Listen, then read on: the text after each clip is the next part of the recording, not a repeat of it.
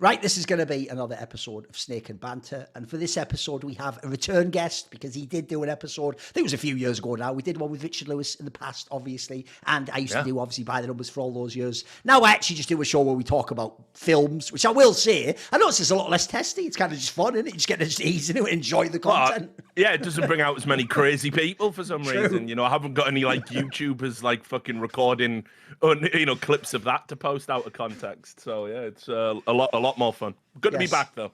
Looking forward to this episode. I'm gonna fucking roast Maui's face off. It's gonna be okay then. Well, obviously we start on the lighter note with the good point. So what is your good point, Richard? Let me right, it's malbs. Yeah, that was it. Malbs joining G2. I think this is an easy one for everybody that's kind of followed the scene for a while. I think malbs has been one of those players that we've all wanted him to get a bigger opportunity than, the ones that have been afforded to him. Because, look, I thought he was a standout, obviously, back in the Team 1 days. You could see he was like way better than kind of all of his, counterparts in that scene, predominantly Brazilian, but, playing with other South American players. And he really stood out and looked like a very positive talent, with the caveat, you never can quite tell which way it's going to go because, it is such a step up in quality when you come to Tier 1. But when he went to M80, and Maui can attest to this because I know he watched all the M80 games and stuff.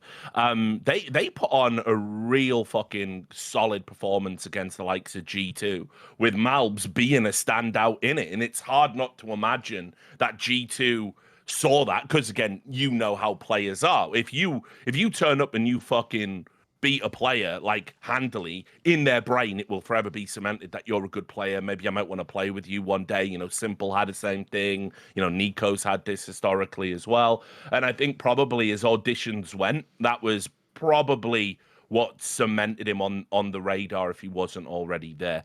So, it's a huge loss for M80, but obviously, it's a double good point, isn't it? Because G2 get rid of Nexa as well, which it's been a bit of a disaster, to be fair.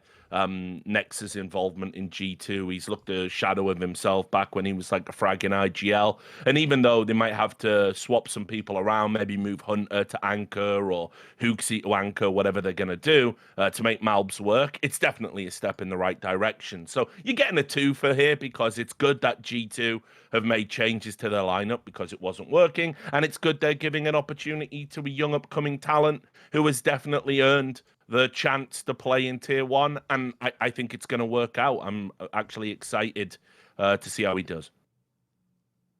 It's cool that finally Europeans are waking up to the fact that you need to import North American talent to have a chance, because we have so much talent in this region. We got Stewie winning for Dallas. Now malbs is going to be the savior. Now, I think that malbs has had a long time coming to reach these kinds of heights. It's been apparent. It's been so obvious to everybody that's been watching Tier 2 North American Counter-Strike for a while that this guy has the skill to punch into Tier 1. He showed that to G2 on LAN twice, actually, at ESL Pro League. The biggest concern you already brought up is the fact that the roles are a little bit iffy if it's just 1-for-1 for Nexa. But actually, you know what? I want to pump the brakes on that kind of stuff because, if Hooksy and Taz are such good leaders, they should make it work, and they shouldn't have to worry about that. They should be able to they should put the right pieces in the right places, and even if there's any kind of role clash, I shouldn't have to worry about it if they're as good as what everybody's telling me. So I'm interested to see what's coming up for them because it's going to really put their brains to the test. But on top of that, I feel like M80, man, like this team was pretty much the second best North American team, and now I'm not really sure what's coming up for them anymore because a lot of it was due to the fact that malbs was this star player. And what's really interesting, if we want to kind of jump forward to the end of the year even, is that malbs has a real chance to be a top 20 player this year now that he's going to find so many more maps on LAN with a top team like G2. So I'm really curious if he's going to keep up those kinds of performances or if he's going to crumble under the pressure.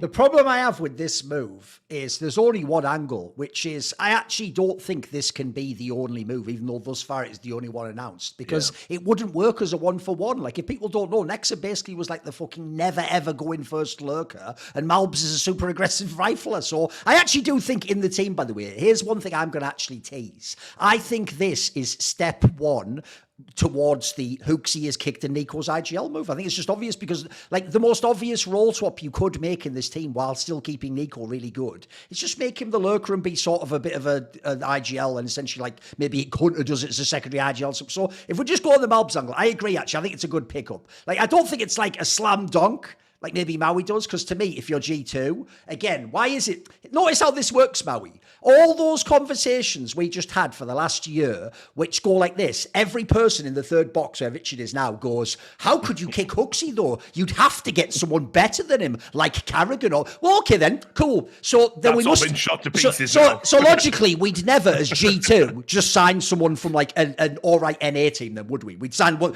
Logically, we must have signed one of the best 5 riflers in the world. Oh no, we're just signing a guy where actually, by the way, Maui's completely fucking...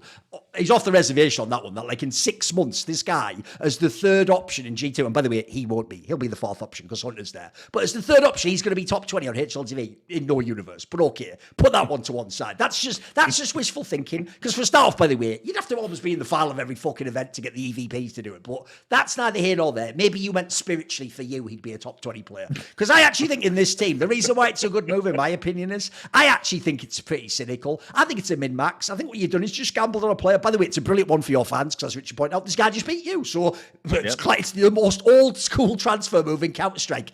Our team is better than theirs, but we lost to them, and this player popped off. But if we had him, then we'd never look. That's basically, if you don't know, by the way, that's how like Swedish Counter-Strike rosters worked for like 10 years. Whoever beat like Fnatic or SK at the qualifier, or even sometimes lost, but just had a really great performance, he just joins in a week. There's no only... the rest went to lemon dogs. Yeah, and by the way, the reason why it's also genius, as alluded to by Maui's point about M80 is, in this case, it doesn't matter because we're a true rival of yours. We're just a random NA team. But you also just ensure their team is fucking nothing now. That's why actually back in the day, this was the move, because you got to double dip. You get a good player, and then you just take their star player. So you just think, well, lol, now that can't happen again. So I think it's a decent enough move. I think, to me, the reason why I like this move is if you have a team that has Monacy and Nico in, and I've also heard Hunter gets like a lot of fucking say behind the scenes, you haven't got that much room to really sign like a tier 1 superstar player. Like all those people talking, like maybe G2 should sign Twist as well. Like, what would the point be? Like, there's already enough egos in that team. There's already enough people trying to be stars. And like, if anything, I actually think, as I agree with what you said at the end there, it is on Taz and Hooksy. Like, they are taking a totally different type of player. But I'll tell you what, aggressive player with skill, and who's, by the way, who's also potentially got like the hunger for the game. He's not washed or anything. He's on his way up in thing. You could definitely make use of that and make G2 way better. Like, they should already be a way better team than they were with Nexa. Because I actually think Peter was right. It wasn't even just how he played. It's like role-wise, it just didn't fit their system at all. So I don't know how they make this exact move work. I don't know what pieces you move to give him his space, etc. Because I hope you are going to actually set this guy up to do what he did at MA. You're not just going to fucking say you have the spot over here a la NIP all those years when they just rotated the 5th. So I think it's a good move. That's a good. Maybe I'm not as hyped as what I like about what's happened recently as well is like, so all the Giga Chad army that were like supporting Hooksy, the Stewie2K fans are so insufferably louder and seemingly more numerous that what I'd been saying for about 2 years, which is Hooksy's not good enough, he's not a good tier IGL. Yeah, but he won tournaments, didn't he, Richard? Right. Forget all the caveats about him winning them either before or after player breaks, beating dead teams or new teams, right? Forget all of that context, I suppose. Now it's, well, Hooksy can't stay because they won with Stewie, and Stewie's greatest contribution was to just not be Hooksy. And so now people are warming up to the idea. They always come round to my way of thinking in the end, but seemingly Hooksy can't get fired. I don't know what else you would have to do. It's mad, isn't it? I know. It's like, put it this way, if you were a doctor in a hospital and every day you worked in an accident emergency ward, and every day the bodies were just piling up, and you go, oh, it's bloody hell in here. I've got to take a holiday, and you take a day off, and that's the day no one dies. Like, questions are going to be fucking asked, mate. Sure. Like, so I just don't get it. I don't get what Hooksy, like, what would he have to do at this point to get fired? Mate, here's what's wild. Comically bad performance at Blast. Think of last year. Every time FaZe would come 5th to 8th, people would unironically say, like, fire Carrigan. Like, by the way, a guy who might actually go down as, like, the GOAT. And obviously, spoiler, that wouldn't have been a great move. They won a bunch of tournaments and all those fires. Yep. But I agree with you, Richard. Like, there's a standard they hold certain IGLs to. And Huxley, he just has, like, some insane protected status. Like, you're never allowed to kick him, apparently. Yeah. Who knows why? Well, we're definitely turning the corner on that. Yeah, now. that's I mean, true. like, one thing that always comes with a move like. By the way, you do notice, Richard, I've done my own version of your shit where it's like, I must like choose my Game of Thrones alliance to destroy the House of Huxley. Because what I've done is go, you know what, Richard? Even though I did tell you for like 4 years, Nico should never be in IGL. Maybe it's time. You know what? I did that as well. I did that as well. Said the same thing. Like, actually, I mean, look, he has matured a lot as a person. He has, obviously. True. You know, when we used to see him, he'd be at an after party bouncing off the walls, telling us to pick up the bar tab. Yes. So, you know, I mean, he's come a long way, and I think he's dealing with the star pressure, you know, pretty well. Yeah. He obviously hasn't had a great start to CS2, and, you know, he's playing his way back in. And basically, G2, when Munacy and Nico pop off, they've proven that even with like Nexa in Tor and Hunter, non-existent in CS2, and either Huxley or Stewie, they've proven they can still go deep in tournaments. So I agree. I think like, look, what happens with a move like this? Huxley is basically on notice. I think Taz will probably get fired before him. I think he's got 2 lives left out of all of the fucking 9 lives he's had. He's down to his last 2 because Taz will get fucking fired before him. But then after that, there really is no one else to turn to if there's sustained failure. And you're bringing in an exciting player that the fans are going to want to see succeed on day one, and they're not going to blame him if he fails. They're going to blame the leader. They're going to blame the coach. So to that point, Maui's absolutely right. Like, malbs is so warmly thought of, and everyone's so happy to see him get an opportunity at this level. He's got plenty of time. People are going to be very understanding if he's not there on day one, and the fingers are going to be pointed at Huxley and Taz primarily. So look, I think there's a future where this year, I think it looks like they're going to go into the next season with Huxley, but I think beyond that, I could see him going in the kind of like, you know, Q3 of 2024, you know, Q4, something like that. Well, luckily, I feel like go on, jump in. Go on. I just feel like there's a natural progression for Huxley because I don't think that he's useless in the Counter-Strike space whatsoever, but I find right now that Taz's contributions leave a lot to be desired. And yet, for IEM Dallas, they said that Huxley was helping them come up with game plans and everything, but it was obvious that when he's not in the server, then they are better, even if they are playing with someone like Stewie, who hadn't played for 2 years in Tier 1 Counter-Strike. It's the worst thing that could have happened for the Huxley mythology that they win a tournament without him. It's and with a terrible stand-in choice.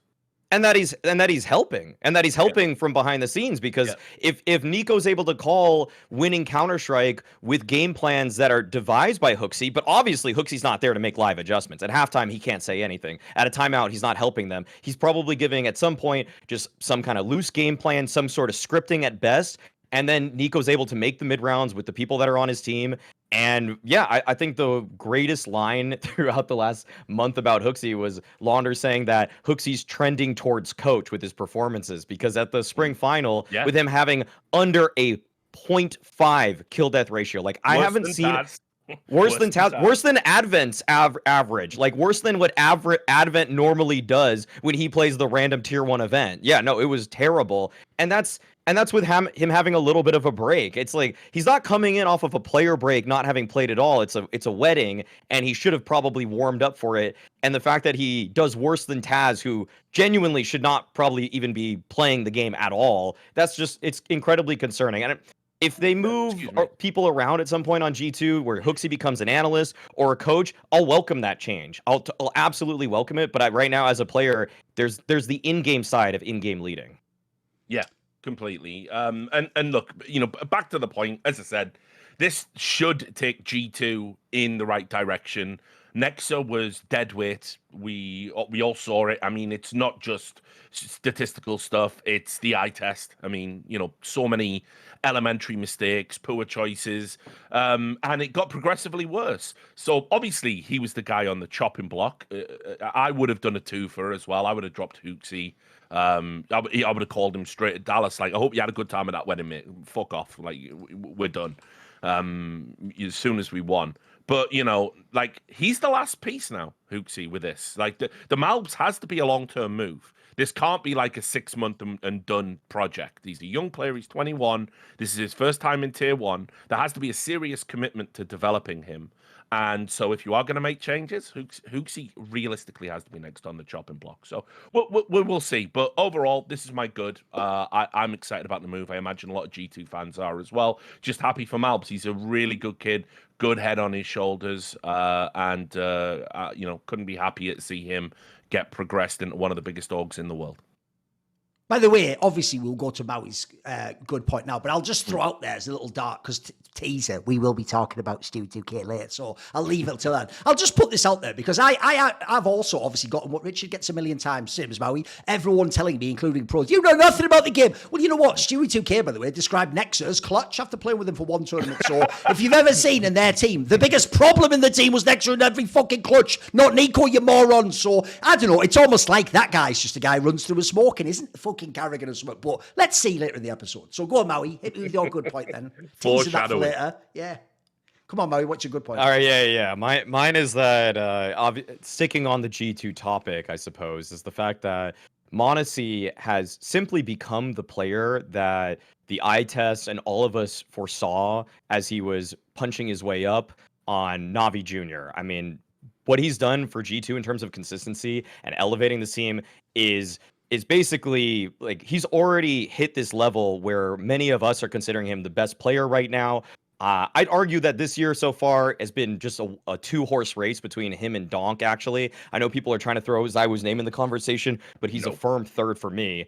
And for m0NESY, it's like the eye test was what many of us held for him over Zywoo before. Well, now the stats back it up too. So now there's really no argument for him being the best opper in the world. And it comes from so many different angles. The fact that in terms of like putting crosshair onto target once they're spotted, there's nobody faster in Tier 1 Counter-Strike for me right now. He's hitting flicks that nobody else is even capable of hitting. It reminds me of Prime Simple.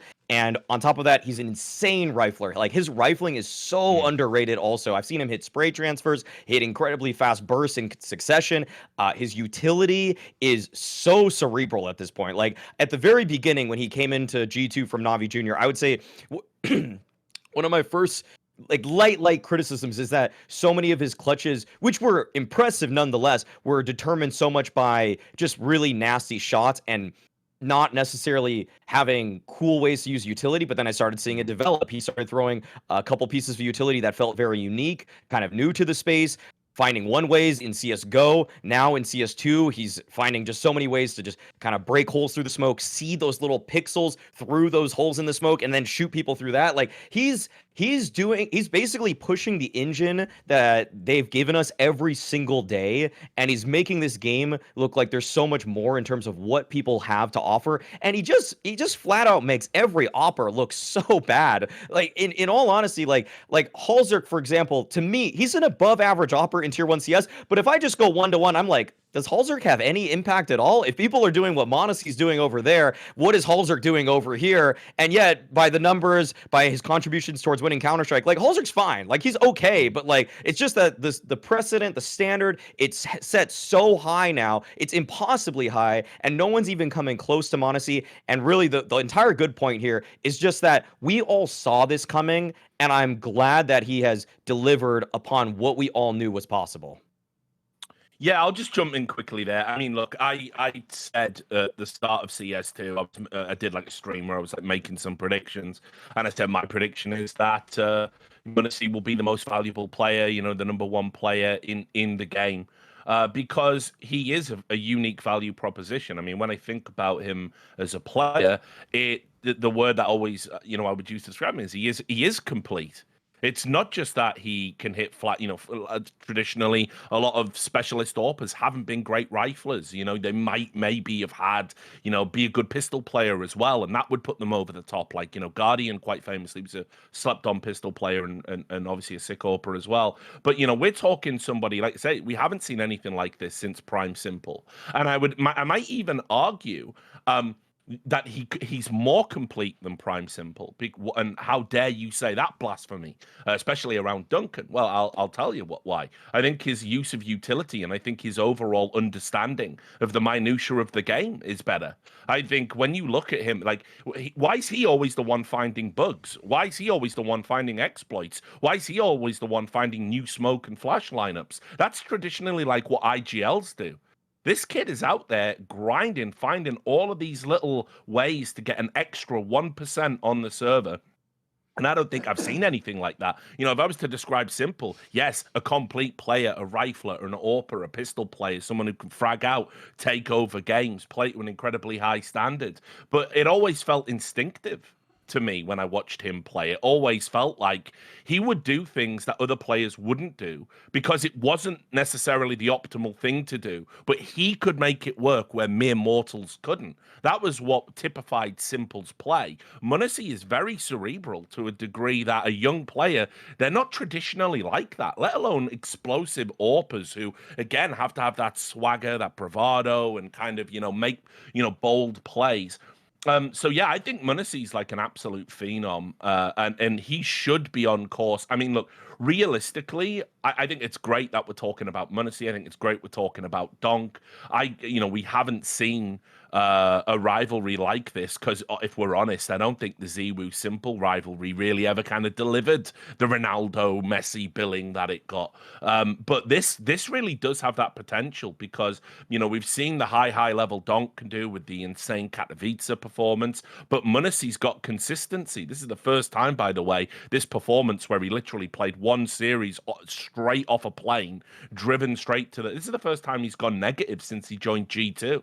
So, I mean, m0NESY for me, I always felt he was going to be the real deal, but sometimes it's still very good, but it's just not quite what you imagined it was going to be. This is like some Bellingham shit. This is like everyone talked about how good he was going to be. 4 years, he had a huge price tag, $600,000 when he was still relatively, unproven, coming out of the Na'Vi Academy, all of that stuff. And since then, he's been a bona fide star player. And as I said, I think the most valuable player in all of CS2 right now.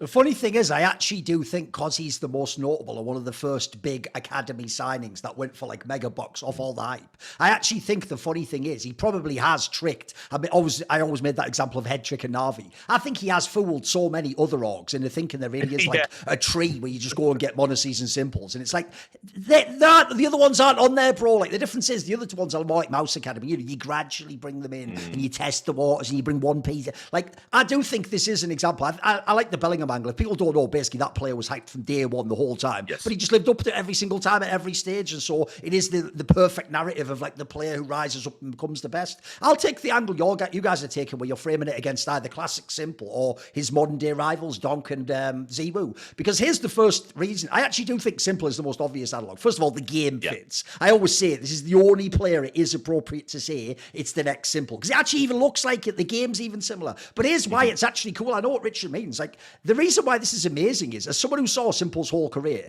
this is like if Simple just wasn't a fucked up person while being that good. Like, because notice you've never ever heard anyone ever say m0NESY has a bad attitude. In fact, I've never even seen a clip where it looked like he was rude and flamed someone. Whereas obviously the problem was, think about what everyone framed with Simple. It was, and Nico to some lesser degree, it was the idea that like, but to be that skilled and so genius, of course she'd have like a falling out with it. How would you understand it? m0NESY doesn't seem to have that problem, mate. In fact, I'd even go further. He doesn't ever even seem to get mad at players I think are fucking bombs tanking the game for him. Like, I'll tell you what, no matter what he used to say back in the day, guys, I've seen Simple after he was mad at some of those players who fucked up some of those finals he was in, or he dropped a 40 bomb and this guy lost 2 clutches and they lose he might have put eventually a polite face on in public, but that did get to him. m0NESY, I actually think it's real. I think he is just one of those players, even though it's hard to be like this, who just thinks like, is there more I could have done? Which is you'd love to believe people can be like that, but that's like being a saint, mate. There's very few people actually can be like that. And then add in this factor, right? So his 2 rivals, Donk and ZywOo, Their teams are way better than his. Are we ever going to add that into this conversation?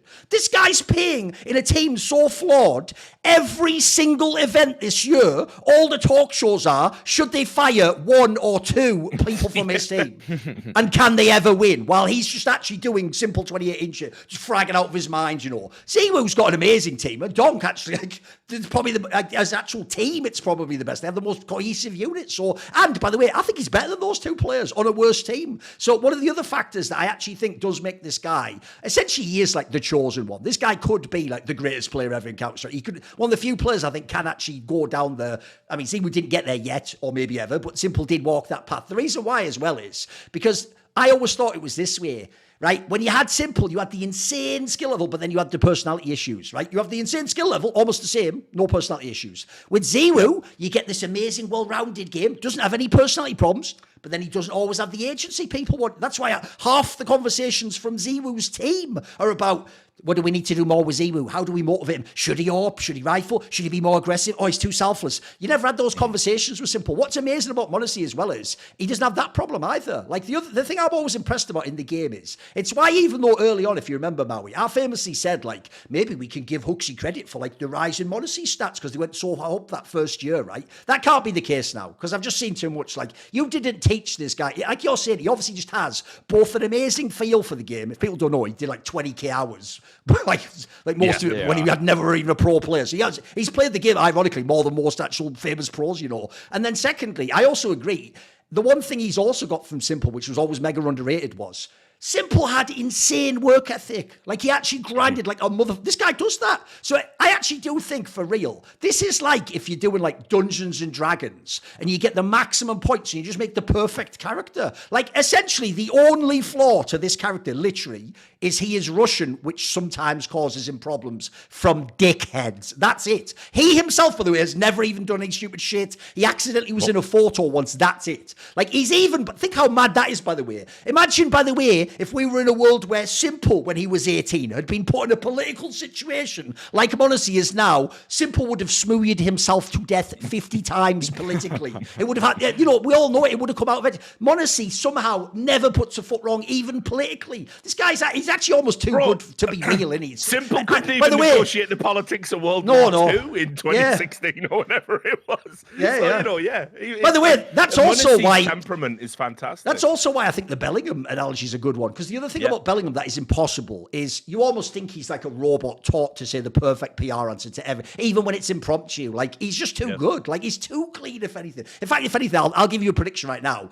People are going to look really hard for both MonteCristo and Bellingham to try and find a reason to hit this motherfucker. Like because they're almost too perfect, if you know what I mean. You almost want there to be a thread you can tag on. So no, I'm with you. I think it's totally legit. And then the last thing I would say is I think the AWP angles are very good on as well. What people don't notice, and I agree with you actually, Maui, Halzerg is actually a victim of this. When people watch Halzerg, obviously his level didn't go insane. It just went up like 15% or he got more consistent with his good games. But everyone thinks and they go, I'd still replace him. And what you forget is there aren't AWPers in CS2. Like the joke is Halzerg probably is like top 10 now. Like there's so few that are good. Or if you ever saw that stat recently, but Ziwu barely fucking AWPs. Like, I think Ziwu on that list that, like, Nero or whatever did tweeted out was something like the 10th most AWP kills per round on LAN or something. And by the way, he's in finals, guys. So that means Ziwu really does just, like, AWP half the time now, basically. Like, fuckers like J-AWP a million times more. So actually, if you look at it, he is the AWPer. Like, the rest of them could just fuck off. Some Pyre, Ziwu. Mate, for you, that's almost a party trick when you AWP. This guy can AWP all the time.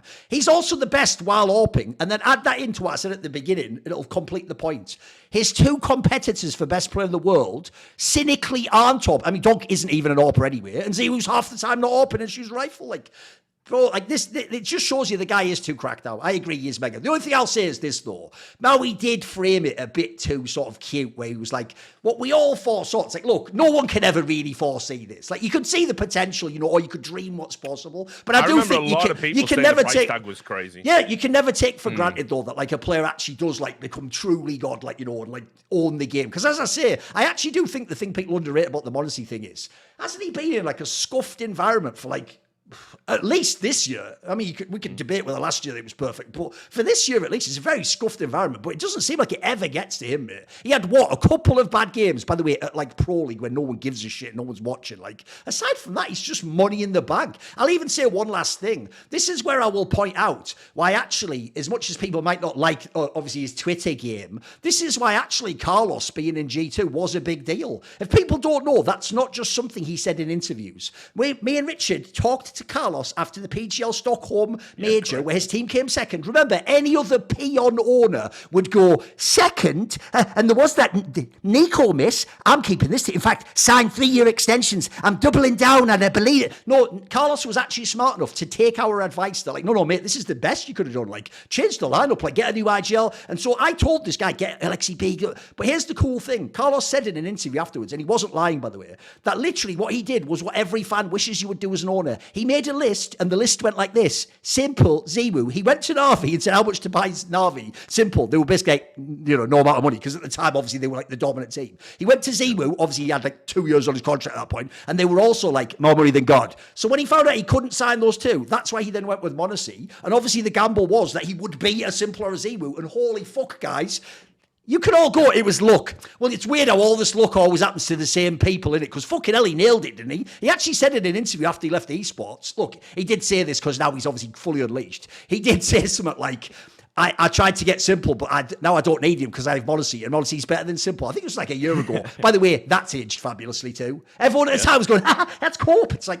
wasn't though, was it? Like, the joke is right now, obviously it's even better because Simple doesn't play, but you would immediately choose MonteCristo right now. And by the way, no one knows how much time Simple's got left. MonteCristo also, this is the last thing, like the Bellingham goal. Richard, if he actually keeps his head on his shoulder, this guy could just do this for like 7-8 years now, mate. Like, he could actually be insane. Yeah.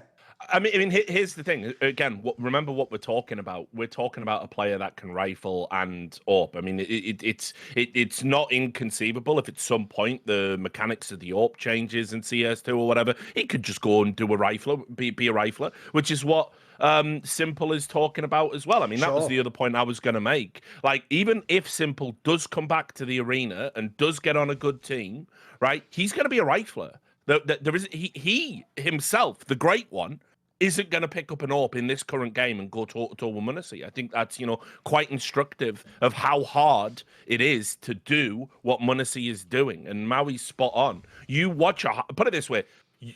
Cultural impact theory raise its head once more. If you showed me a MonteCristo clip without any names on it, I would know straight away. I know I would know. I know I would know. There's not a lot of players you can say that about in CS. That is, just who he is and how he plays. So yeah, I agree with you. I hope he does keep his head on his shoulders. He looks like the type to do it. He's in a very good org. He's got good people around him. There was a lot of rumors that this team was going to break apart, that maybe Nico was going to join Falcons and get the bag over there and all of this other stuff. They've managed to get through a very bumpy time of it, and it just hasn't fazed this kid at all. So it's hard to imagine anything could distract him or diminish his talents.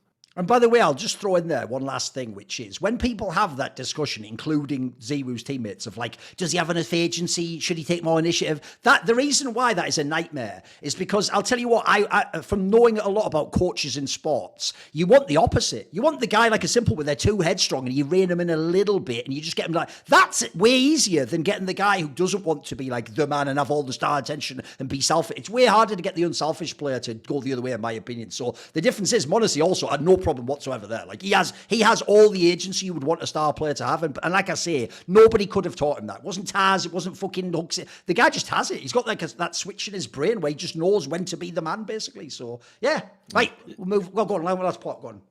Well, yeah, I mean, I think that you do see the people that are like Ziwus and Rops that are basically, they're set in their ways of passivity and they find more success like that. They're going to, when things aren't going well, it's almost like they just become too passive and curl up. But I would rather always see the simpler MonteCristo that's just going to go balls to the wall and try to win the game no matter what. Because at least you know that they tried everything they could, as opposed to, could I have done more? Because I think that's just such a worse feeling. And yeah, you would rather just coach the guy down and temper what he's doing in the server and hopefully surround him with more pieces so he can just relax a little bit more.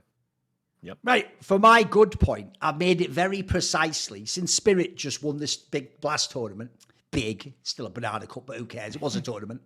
Since they just won this tournament and sort of like regained the status of like true contender that people want them to have, my good point is actually just the star combo that Spirit now has in Shiro and Donk. Because this is another thing people aren't noticing. Because we've had so many of the stars fall off or just look a bit scoffed in CS2. Bro, if you go around the world, think back in the day, you would always have an insane 1-2 punch. You'd have Simple and Electronic, you'd have Get Right and Forest, you'd have Device and Dupree. You can go down the 8, you could configure Megas, you can keep going. Like in every great team, there's all the, if you look at the moment, right, there are very few reliably good star combos. Remember, on paper, the stats say Zimu and Spinks are one. Every Zimu fan and every journalist spends all day about every tournament at the end just talking about is Spinks good enough. So already that one's off the table. By the way, Nico and Modesty should be one, right? Except we all know Nico doesn't usually do it. I mean, the joke now is that's why people are cool with him moving to IGL. It doesn't seem like he's the god rifle.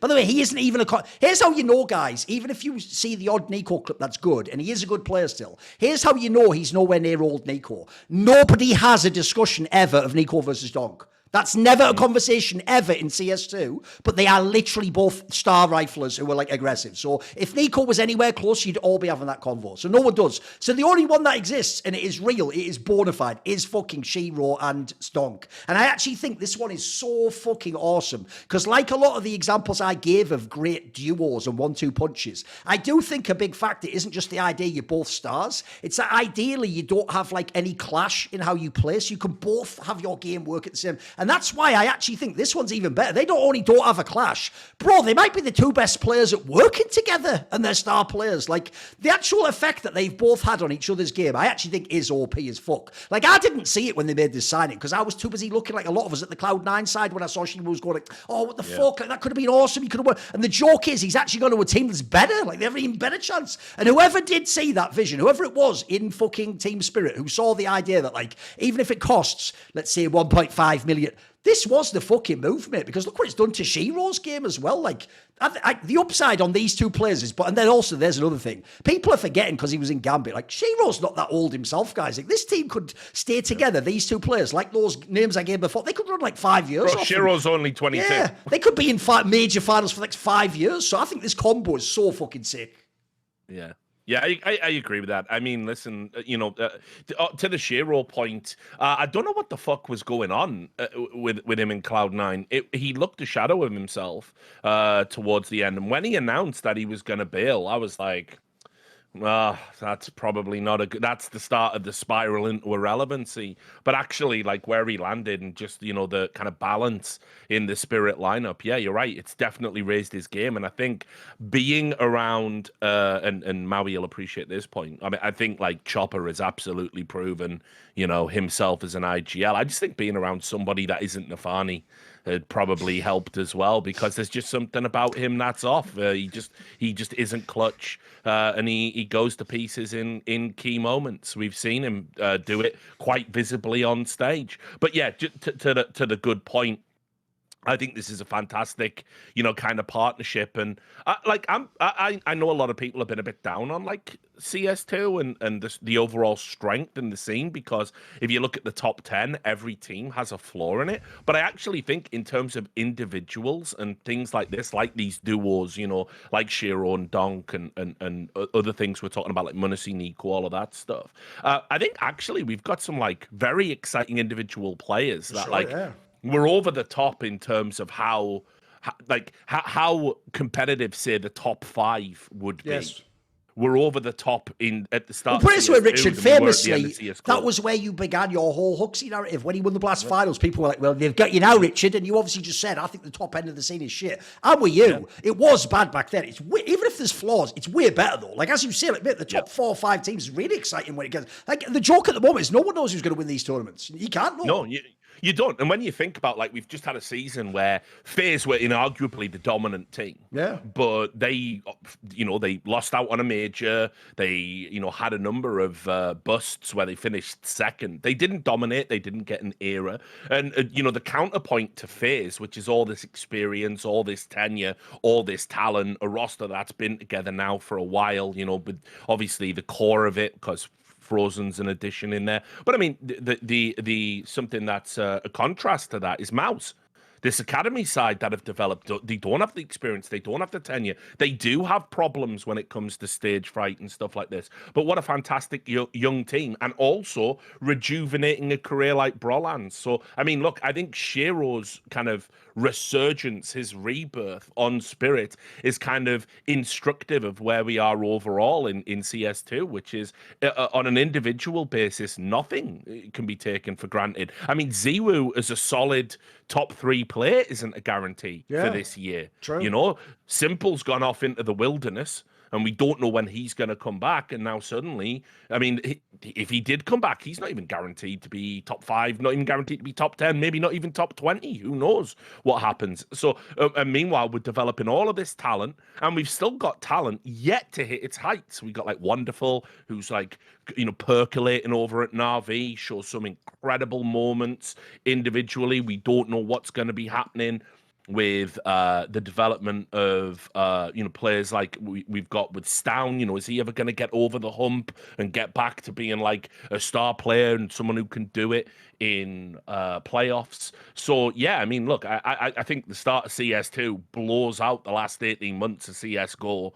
Just, it's not even close. It's way more exciting, and we've got players that, for me at least, are really showing, you know, higher levels of individual excellence. So Shiro and Donk as a duo are just something I you know, I hope they stay together for a long time, and I hope we get a few others like that. You know, we start. I mean, Spinks and Flames, for instance, is a great, like, you know, me and Maui were talking about Flames the other day on my stream, and how much he's developed, and, you know, kind of where he's at. You know, conceivably the second best, I mean, not conceivably, is the second best player on Vitality, and more clutch than Ziwu. I would even go so far as to say right now. So yeah, I mean, it's just fucking, it's a mega time to be watching Counter-Strike.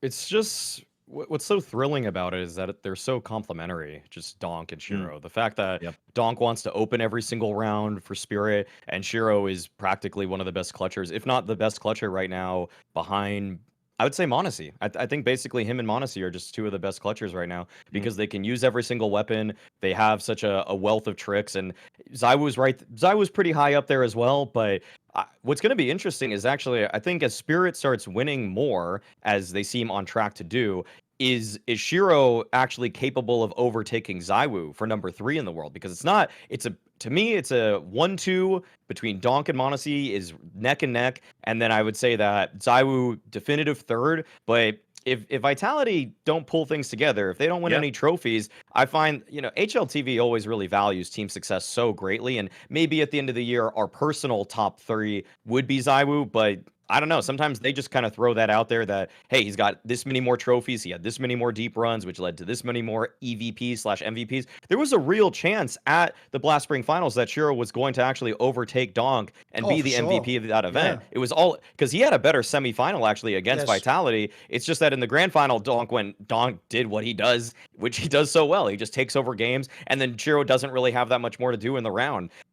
And also with the whole what they're able to accomplish together in the server, I feel like some of the best duos in Counter-Strike, like Simple and Electronic, comes to mind very quickly. There is a little bit of overlap. They both want to be a little bit aggressive. They both want to be a little bit more forward. They were both fantastic clutchers, and I mean, don't get me wrong, I remember a wealth of Simple clutches, but Shiro is naturally going a lot slower in terms of his position in that Spirit lineup.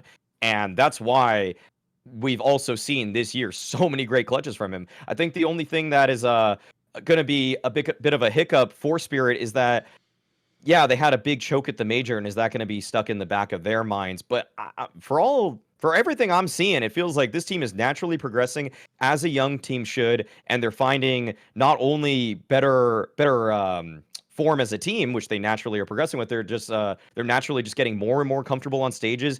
And even in big moments, I didn't really see any moments of hesitation at the Spring Finals. I saw maybe a map 3 versus Na'Vi where they took their foot off the gas, but I didn't necessarily think that was down to choking per se. I just thought it was a good game plan from Na'Vi, and some of the players, such as Alexi B, overperforming on a map 3 that they were probably already lost the series at that point. Yeah. Right. What is your bad point, Richard? Right. Let me remind myself, because I don't want to get the bad and the ugly mixed up. Hang on. Yeah, where did I put it? Yeah, there it is. cadiaN's kick from Liquid is what I picked. And so I'll qualify this because I have a little bit of information behind the scenes, and it's kind of interesting. It's like this has all happened in a cascade, where basically I think Team Liquid are kind of panicking a little bit. Like, I'm in the news again because I happened to mention that a source had said to me that, like, oh, they're keeping tabs on Wrinkle, but Nip under no pressure to sell, despite like losing $14 million in like the last 2 years or whatever it's been. But anyway, so what ended up happening, from what I've been told behind the scenes, is ultimately cadiaN, for whatever reason, they just didn't vibe with his approach to not the game tactically, but how he implemented feedback. And so you get this callback to what happened in Astralis with the Stabby movement, where everyone apparently got Mardy with him. Now, by the way, for full disclosure, I know cadiaN. I consider him a friend. I'll always go to bat for cadiaN. So just ignore it. I'm biased as fuck, right? Because I think one of the things that has plagued his career is when he has to give tough feedback and tough love to star players, like all fucking star players do, they catch feelings. And Duncan knows historically, cadiaN's been on the outs in the Danish scene, and this is why he ended up playing, on some of the teams that he did in his career. Where cadiaN shines is when he gets to work with younger, inexperienced players that can be molded and shaped and do respect him and want to listen to him. And unfortunately, in that sense, going to Team Liquid and having to deal with NA players that have their own ideas about the game and the way feedback is supposed to happen. All of those videos at the start, I was watching it and I wanted to get caught up in the romance, and Edward's there and they're all doing like trust exercises and cadiaN's like, and now I will fall into your arms, and they're catching each other. And I was like, yes, yes, yes, Team Liquid are going to be the world's #1 team. I believe. But of course, it was all pie in the sky. It was all bullshit, right? And so what's ended up happening to cadiaN here is pretty much something that's happened to him all of his career. He's come in, he's given people the fucking bad news, which is, if you do this, it sucks. If you do that, it sucks. We're gonna do it this way. I need you to do it this way. I need you to listen to me. And people are just like, you know what? The juice isn't worth the squeeze on this. I don't care how good an IGL he is. I can't deal with having it fed back to me that way. Maybe that's valid, maybe it isn't. But anyway, Twists and NAF, I don't think it's a big secret right now. They were basically like, look, we can't do this. And so cadiaN has essentially been Caesared again. Now we're staring into the abyss of Team Liquid. I think they've got like 2.5 weeks left before they have to register for Blast. It's something like that at the time of recording. And they are desperate to cobble together a team. And so they're out there picking up the phone, calling everyone, like keeping tabs on players like Wrinkle and approaching and saying, we'll even pay over the odds, whatever we have to do. But it does increasingly look like Twists might take a shot at IGLing. We've seen like even Elise is talking about it in interviews. So, I mean, look, the bad is cadiaN's kick and the fact this Liquid lineup never really got a chance. I mean, everyone laughs at me because I was fully... I don't know what I was smoking, but I honestly looked at this team and I was excited, and I thought it could have been a world #1. I thought it could have won trophies. I thought Skulls was going to be mega. I believed Zeus. He sold me a bill of goods on that one. And Liquid, as it happens. I thought cadiaN and Twists were going to vibe with each other, and it was just going to be a feel-good team that was going to grow together and win things. But this was total failure at launch. It never really got a chance, if you know what went on behind the scenes. And I do feel sorry for cadiaN. I think he's a good IGL, unfairly maligned. It just looks like he's always going to be the guy that has to develop players, and then once they get too big, they don't want to work with him anymore. And so he's just cursed to roam the wilderness, developing young Danish talent until the end of time. So yeah, I thought this sucked. And it sucks for cadiaN, and overall, it probably is in a roundabout way is going to end up sucking for everybody. Who knows? We've seen a lot of players somehow become IGLs and prove us wrong. I don't actually really believe that Twist is suddenly going to become a great in-game leader. I feel like the device transition to in-game leader is more an exception to the rule, and more often than not, we see the failures. Anyway, I think you two are bigging that up way too much. I think like that they're back to looking the same ordinary Astralis that they were under Blame F. That was what we call a honeymoon period. Now we're really going to find out what device is made of, and so far he ain't passed the test for me. But yeah, also, I mean, I've had a lot to say about that Astralis team, but they were damn good at T-side pistol rounds, which then made their T-sides always look better.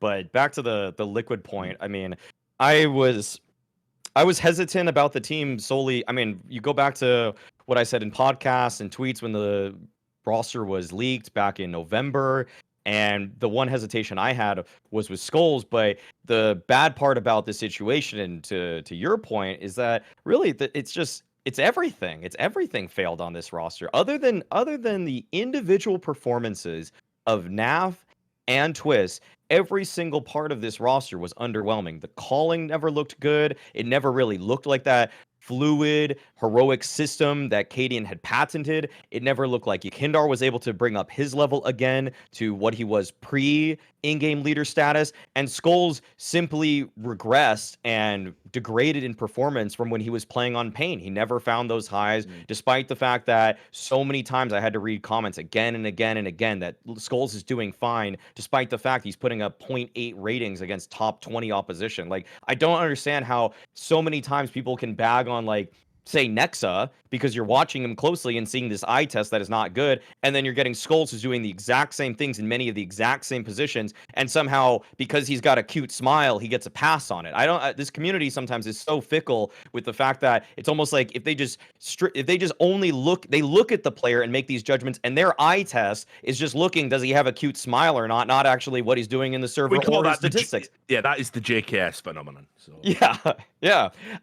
All of it came together in this utter catastrophe, and I feel like the blame is being so greatly misplaced on Liquid. You look at, I mean, sure, if behind the scenes it was hard to work with cadiaN, that's a completely different story that I'm not keen to. I'm not aware of what he's saying behind the scenes and how he's not able to work with the star players. And for my money, if I'm going anywhere with Liquid, I'm obviously choosing whatever Twist and Naf want. They're the two people that feel reliable, regardless of how badly the rest of the team is performing around them. They're still going to find results. They're floor raisers, they're ceiling raisers, they're star players. And for me, Naf and Twist have been some of the, I'd say Twist is in my top 20 for the year, Naf is in my top 30 for the year as individuals, and so I want to move forward with them. And for cadiaN and this whole project, I think what's even more disappointing, and one of the things that you didn't touch that still needs to be addressed, is that cadiaN sucks at CS2. He's so bad. He's such a bad opper in this game. He can barely use the weapon anymore. Like, this CS2 nerf to oppers hit people like cadiaN like a truck. He has no idea how to get this gun involved anymore. And I get that he's trying to put the pieces together, but that clutch ability that cadiaN had back in CSGO, where Heroic would find themselves in a tough situation. Like, I don't know how many clutches I watched over the last 2 years where cadiaN's in the B bomb side of Nuke in a post plant, and he just pulls a rabbit out of his ass. Like, it's been downright impressive, and yet for Liquid, I don't see that clutch factor. I think maybe at Chengdu he had 2 good clutches, and for the rest of his time in this 6 months with Liquid, I wasn't really feeling that at all. And so not only does it hurt that he couldn't get anybody aligned with his system, but he can't even rest on his laurels with the fact that he was a top 20 rated opper by HLTV one year, and I don't see even a glimpse of that anymore. No. The way I would frame this is, because I was actually going to do this point myself, even in the bad section, but I was actually just going to specifically make it that I think cadiaN's stock is completely tanked now. Because the point I actually made to people, even when he joined this team, was even though after Heroic, on paper, he should have been one of the most eligible players on, like, the transfer market you could ever have. Because on the one hand, like Maui says, he actually was being ranked as a real top 20 player for his game. And then as an IGL, people were saying he was like the best in the world, top 3, top 5, whatever. Even the most skeptical person thought he was a great IGL. So actually, you would think you'd have so many options where you can go. The problem is you have almost nowhere you can go. That's why I made that joke on that episode a few weeks back, like, welcome fucking Fnatic cadiaN. It's like, where else is he going to go at this point? Because the problem he has right now is this.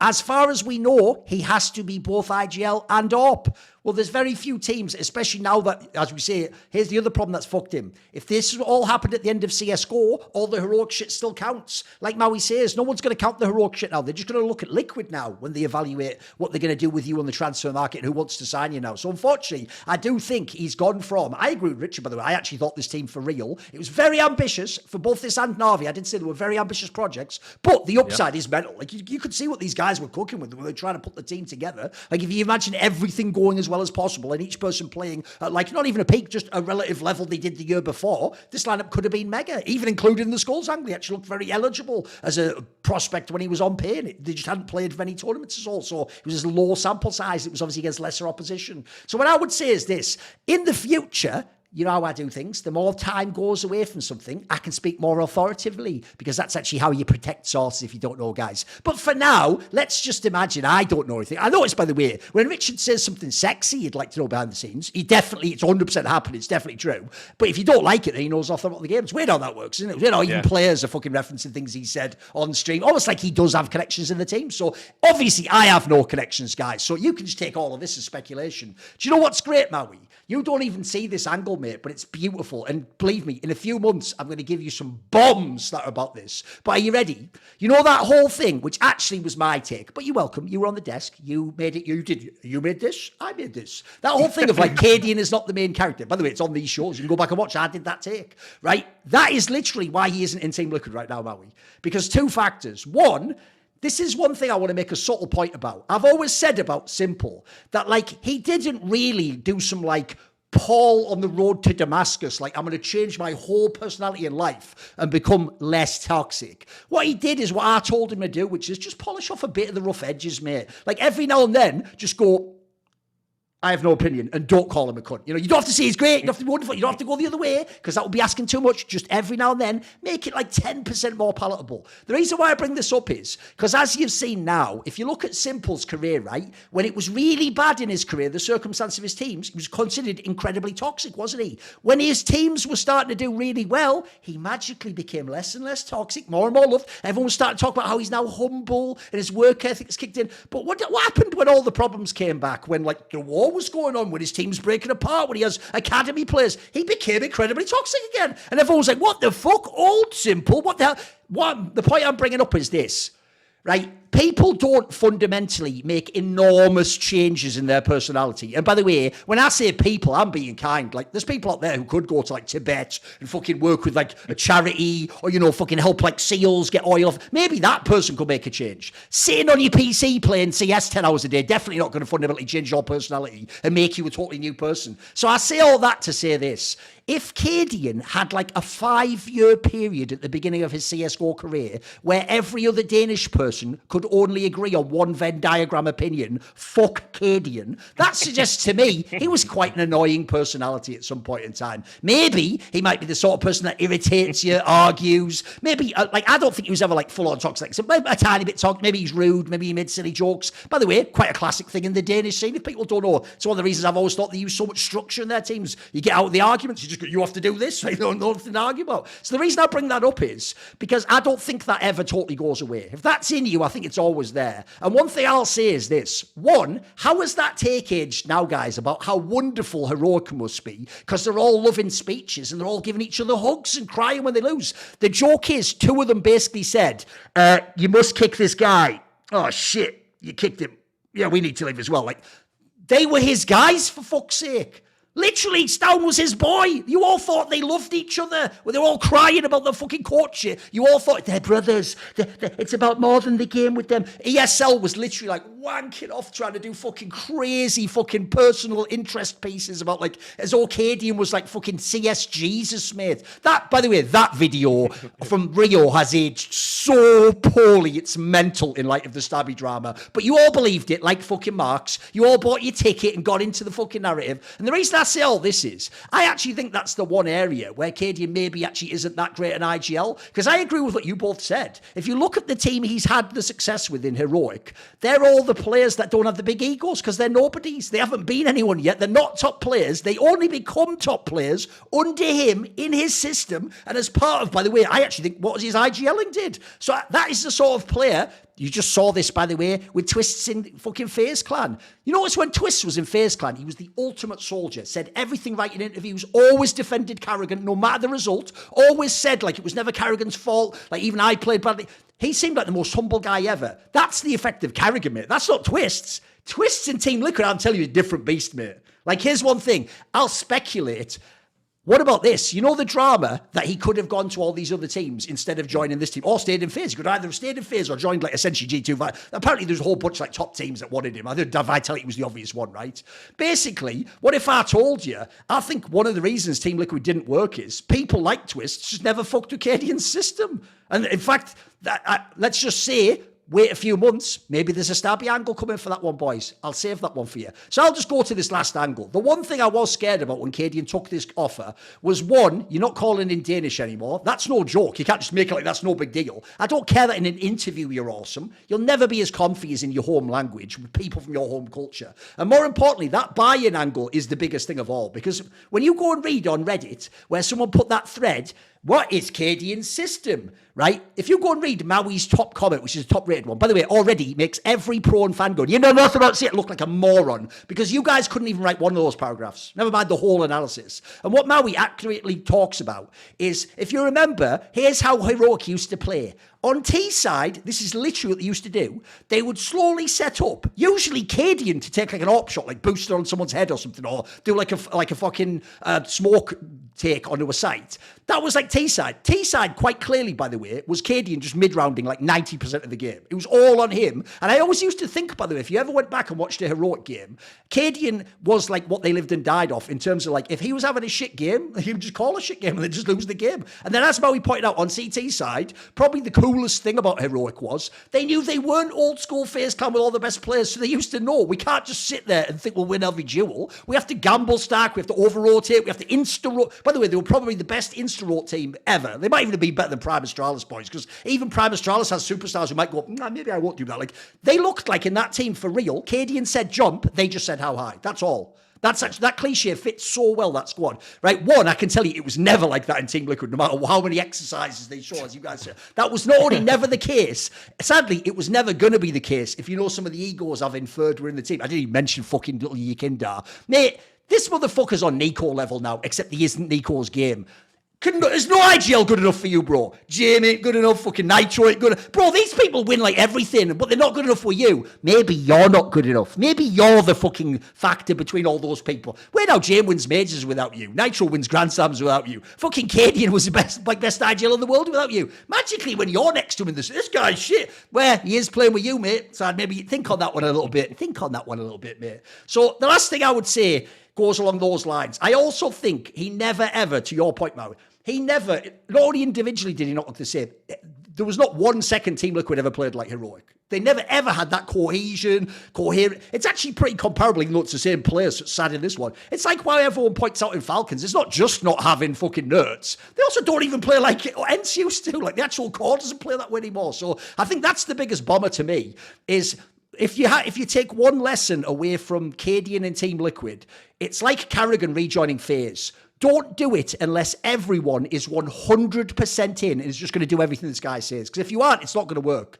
And in the same way as I think cadiaN very smartly on his return to FaZe, I always told you, Maui, the genius of his return to FaZe was he got players that were comparable to the superstars he used to have. But like I said about the example of the Heroic players, they hadn't yet done it yet. So they actually were sort of like still primed ego-wise to listen. They weren't like a Guardian or an Eco, where I always thought their problem was, I actually think Naf and Twists are in the same spot now. They're just sitting there like, right, we need to win the major. It's like, well, we're like 9th at the moment. We've got to work on, no, I have to win the major now. Like, that's hard sledding when that's what your stars expect. You can't build a project. You can't do what Alexi B did and start gradually and go up tournament by tournament. You have 8 months, 6 months to get to the major. You don't get that. You have to basically be good. And lastly, I'll just throw this in there. This team easily was the hardest team fucked by that RMR failure. Because that RMR failure, at the same time, they fucked up like they fucked up a bunch of the online qualifiers, if you remember. And it meant that like the first 3 to 4 months, they had absolutely zero to show for it. And so they started out. It's not like they went to lands and failed them. They didn't even get to have the initial failures. I also think the time frame they were working with, that's pointed out here, like, they had some all right initial results. The Chengdu was all right, looking okay at EPL. The problem they had was they had to basically cook instantly, and they never did. They never got to a boil, they never cooked. So even though, sadly, I actually do think most of the players in this team still are good, can still be used. I actually think, by the way, like I said about the stock, I still think cadiaN could be in a bunch of teams. The problem is, that's why that whole main character thing is a big deal. The question is, does every team have to be completely a cadiaN team in which he opts, calls, sets things up, decides all the arguments, every call is his? He just, if that's the case and it's all to the God, he's the God Emperor, then there's very few teams are going to sign this guy. I'm sorry. So in a way, even though I'm actually sort of defended him, I do think the main character thing did bite him in the ass. Like, because I've heard, are you ready for the last one? Here's the gem I'm going to drop. I'll give you one little detail from behind the scenes. This is so glorious. I can't even believe it's real. You all loved Heroic, and you loved the way cadiaN called, didn't you guys? You thought it was amazing. But remember that weird thing about Heroic almost never won tournaments. He just won the odd Banana Cup blast. Meanwhile, you know Alexi B's the major reigning champion right now. Are you ready for one little fucking mic drop? And then we can go to the next point. I've heard cadiaN micromanages like a motherfucker all the time. You don't like that one, do you? Because I was told by Reddit, anyone like Alexi B who micromanages is an idiot and can never IGL a top team. So I'm just going to put that out there. By the way, I don't actually think that's a negative. I think you just have to have a very specific set of personnel that can handle someone like that. There we go. Yeah. Thoughts? Right. No, all good. Yeah, we covered that one pretty extensively. I'll move to my bad point now. Let's go for it. It's that we've got a world-class anchor who's just riding the bench right now, just sitting around, not implementing his talents. I'm not hearing any serious rumors of where he's going to head. I'm talking about Perfecto and the fact that I was so scared, Richard. He was trying to set you up with the fucking JKS at the end there. Like, I actually thought, by the way he was describing it was like when they play that Who Am I game, and you purposely trying to trick him. You know, like I thought at the end he was going to be like, and he's Australian as well. Like, you know, whatever. Okay, and Reddit loves a smile. Come on, hit me with the Perfecto angle. Come on. I just feel like the fact that he's moving away from Cloud9, and there was a recent interview that was released before the show that it was a mutual decision actually between him and Cloud9 that he was going to. Oh, it is. I noticed, but yeah, go on. Yeah. That being said, yeah, mutual decision. Also, I can never really read if that actually means, did you really both decide that, or did somebody say you have to go, or I don't want to play with you? Either way, I don't really know where he's going to go. And that's a big problem to me, because I feel like Perfecto was riding on this opportunity or this chance that Zontix was going to keep failing with Spirit and that he was going to join them. And I think that would have been a great match for his skill set. He's more vetted on big stages. I don't feel like those kinds of moments affect him as much. But Zontix has proven that he's an asset to Spirit. I would say that Zontix is one of the better anchors in the world right now. And in terms of the support role, there aren't many people that are doing it much better than him. So that's not really an opportunity for him. And then in the interview, Perfecto actually mentions the fact that he's willing to go onto an international team. Well, I asked Nero, who apparently conducted the interview with Perfecto, so how was his English in this interview? And Nero told me he did the whole interview in Russian. He didn't actually answer these questions in English.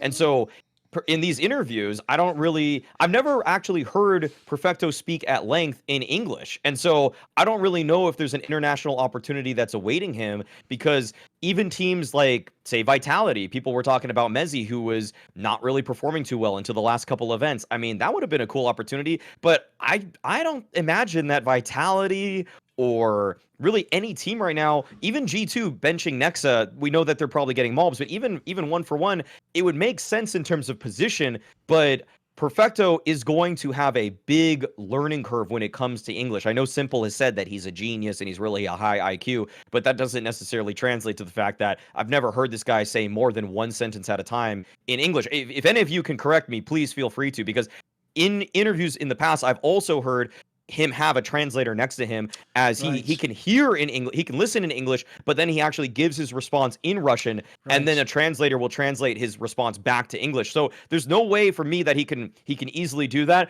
The one team that I think would be really interesting for him, and this pains me to say personally, because I have been glazing the fuck out of Norbert, is VP. I do think that Norbert has fallen off in some way after Overpass has left the map pool. He was a specialist on that map, but I think that through and through with the remaining maps in the pool, Perfecto would be a strict upgrade to Norbert at this point in time. So that's probably the one landing spot. And I'm not sure. I'm not sure if that's going to happen. If it does, I would be relieved for the case that it would put put Perfecto on a team that has actually shown that they are improving gradually. But other than that, I think just the bad point is right now that I don't know where Perfecto's going, and I don't, other than VP, I don't see an obvious spot. Yeah, I think Perfecto, like you and Launders really are a bit too much with him. I think Cloud9, I don't think he has particularly played great. I don't know if he would be like a top 5 anchor for me, which, obviously that's a pretty high bar, and it should be. I've been a huge fan of Perfectos in the past. I used to say he was like, the Russian Crims and this kind of stuff. I think he really, when he was on his game, he was a fucking lock. He very hard to get past. If you attack this bomb site, he would, in his worst rounds, he would always give his team time. He was always very smart at buying time for his team. But I don't know. He didn't seem to have the same potency and effectiveness towards the end of his time in Cloud9 for me. And while I guess the move surprised a lot of people, me maybe not quite as much. I don't know. Maybe I'm just down on anchor players these days. I seem to have a problem with all of them, don't I? But like I think when I think about like I don't know, like Jimmy over at Mouse or Shush or somebody like that, that's like what I think of when I think of like great anchor players now. But yeah, I mean, look, Perfecto should be on a team. I can agree with that. And something is definitely off with Virtus Pro. I can agree about that. Norbert's got his major now against all of the odds, and probably we should, he can go into irrelevancy now, and it will always be true that somehow Norbert has a major and Nico doesn't. And yeah, Dude, think how fucked in the head they are. Like, at least back in the day, Richard, it was like cold 0, 2 majors, simple 0. Yeah. Like, we weren't such cunts. It was like fucking Devil Walk. I guess that was one eventually. But no, but one major, Nico 0. Like, when you just write that, you're just an evil human when you hit 7. You're just a bad human. It's just fundamentally bad faith in it. I know. It's so gross. Like, imagine being Nico and seeing that. Like, the psychological damage it does on a daily Most basis. reductive ring argument. Yeah, exactly. The only way it could be worse if like ESL held a fucking panel and they had like Nico host it and be like, right, so I'm going to interview now like fucking Norbert, Devil Walk, and then like, fucking Edward, like, what's it like to win a major? Like, fuck you. You know what I mean? Like, Yeah. Go on then, what were your point anyway? Keep going. No, it's just like Perfecto should be on a team, but I don't know if like the push to get him onto a team like G2 might be just I don't know if I can come along for that with Maui and Launders. Like Launders is very big on this right now. Like he thinks you drop Hooksy, move Nico to IGL, put Perfecto in, give him the anchor roles, give Malbs, freedom to play the roles he wants. Like you've got a winning G2, you've got a dominant G2. I don't know if that's necessarily true. I think Perfecto towards the end of his tenure with Cloud9, he had some pretty ropey performances actually, and it was clear to me why they made the decision at least.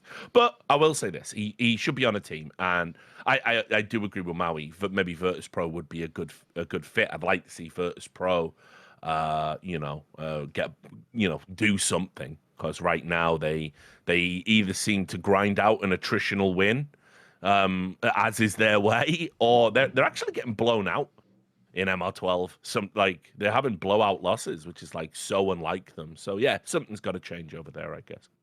I think the problem I have with this, I'll start with that mutual decision thing first, because like I have a theory that there's no such thing ever as a mutual decision when it comes to a relationship between two people ending. What that is cope from the person who had to accept the other person's decision that it's mutual, or the person basically forces your hand and then you just go, maybe I do want that to happen. Like the joke would be, we have decided to break our marriage up mutually. She will mutually decide to fuck my best friend while I mutually drink this bottle of vodka and cry into my...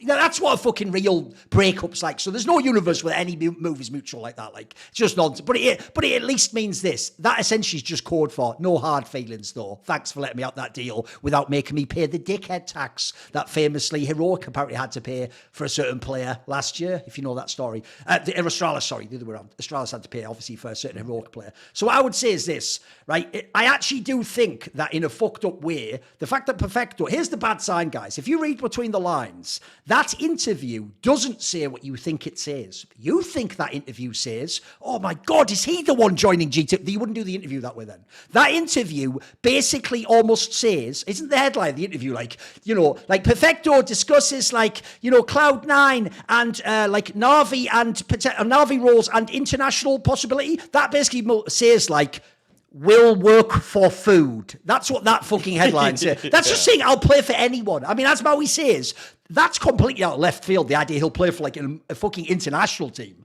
I mean, one of the reasons, aside from the Russian angle, also people think he went from fucking Na'Vi is because they went to fully English. Like, it was like they were never going to be speaking Russian again. And so to me, I would be very, even though on paper everyone is doing that thing that all the G2 Vitality fans do, where I noticed, by the way, they're worse than fucking LeBron, Maui. Every player just has to be a HLTV top 20 player. Otherwise, like, they don't count the results or something. Like, we were just discussing earlier, like, who is the second best in Vitality? Because he got Spinks, who has amazing numbers. Then he got flipped, and then it's like, yeah, but we don't have like the best support though. It's like, fucking hell. Does he, at the end, do you just want it to be where like all Zemu does is just pick up a trophy? Does he not have to do anything? So even though everyone looks and goes, G2 and Vitality be great destination, I'm with you. I have no idea if this guy can speak English to that degree. I actually think his role, by the way, is way less applicable if he can't speak great English. Surely you're going to have to come like a motherfucker when you're in his positions and when you're like wasting time and you're asking for a flash or you're going to like put down the... That's not like... I could believe like... Put it this way, obviously your kid always spoke great English anyway, but if he'd have spoken not that much English, at least his role could sort of work. He could just be a bit brain dead and run through a brick wall or make the first move and then everyone else team plays around you. I think for this move, I'm with you, it probably still has to be an Eastern European team. And by the way, then that Na'Vi factor comes in again. Can it only be Russian players? What's the deal with that? I wish on that front, I know we can't for obvious reasons because it's more about the real world consequences, but I wish in some fucked up way we could almost do a survey of all the players, Ukrainian, Russian and teams, and just let us know so we don't waste our time spinning our wheels speculating they can join teams. Like essentially like that one of when everyone was like, I wish Simple would join Cloud9. It's like, if apparently he said in interviews he's never going to play in a Russian team, he's not going to then, is he? Like, if you know that, you can save half the speculation, can't you? So if there's a case that the only options for Perfecto is mainly Russian teams, well then as Maui says, like, well, he's probably not joining Spirit, is he? Like, maybe VP does, but that's also just because VP's doing a weird fucked up ship of Theseus where it's only Jim going to be left at the end. So again, by the way, if you go, I was a huge fan of VP, and then you like all these moves, you only liked Jim, you idiot, because there's going to be no one left at the end. Like, they're all gone. All the fuckers out. It's only him and Fame and Flit, like, sort of around then. And Flit was a late addition, and Fame only joined after that. So the original call's got long gone, mate. So to me, I do think he's in a tough spot. I don't know what fucking team he joins now. Like, I have to say, as much as people might hate on Zontix for the shit where it is true he does just shoot people in the body, surely you wouldn't kick him though. Like, he looks like he has a lot of potential. He has had some pretty good tournaments too. And he's been a part of some championship sides now. So even though I was a massive fan of Perfecto in CSGO, and I did think in Na'Vi, by the way, he actually was like one of the most fucking undervalued players in all the world Counter-Strike. Sadly, it does look, I can see why Maui made this his point. It looks to me like he's actually in a fucking hard spot right now. Like, it looks to me like, for real, is there a world where now he's going to end up on like, the fucking 22nd best team in the world or something? That would be really depressing. Or even worse, sit out. I think that would also be a massive bummer, because there's a reason why when this guy with Electronic joined Cloud9, people thought like they could win the major. Like, that hype was crazy. So, and obviously it's fizzled out completely now, sadly. Yeah, definitely. I mean, it'd be sad to see him on a team like Aurora or something, but we again, as we've talked about already multiple times, I think we were some of the first people to bring it up. If you're a Russian player right now, like, your options are super limited. Like, people are not making a B. Like, it's a country that's produced so much talent, and we've got this weird selective approach to it. Like, for a player like Munisi, for a player like that's well liked, we're gonna go, keep that shit fucking well away. Don't want to talk about that. Let players be players, blah blah blah. Well, obviously, even the construction of the Cloud9 team went through a Norwegian proxy at a time when everyone was saying, no, you can't do business with Russian entities, and nobody got upset or bent out of shape about that. But right now, it kind of feels because we, the geopolitical situation and the continual escalation of what's going on, it does feel like opportunities are super limited for Russian players right now. And just from the viewpoint as well, if you're G2, why would you want to risk picking up a Russian player that's going to potentially be denied a visa every time you travel? I mean, even if you believed it was the right player. Oh, if you go to America, right you gamble on the dice, you won't even get the visa. Yeah, you're right. Yeah, exactly. Yeah. I mean, and we've got a major coming up in 25 in America. So this is a very real problem that's kind of plaguing where these Russian players go. And as I've said, I know behind the scenes, people have been kind of lobbying against Russian organizations, even ones that aren't based in Russia, like Team Spirit. They're like really trying to, we don't want them in the league and blah blah blah and all this stuff. It's a weird time. So Perfecto, his next move has got to be the right one, or you're right, he could just fall into the abyss of irrelevancy, and we don't see him for a long time.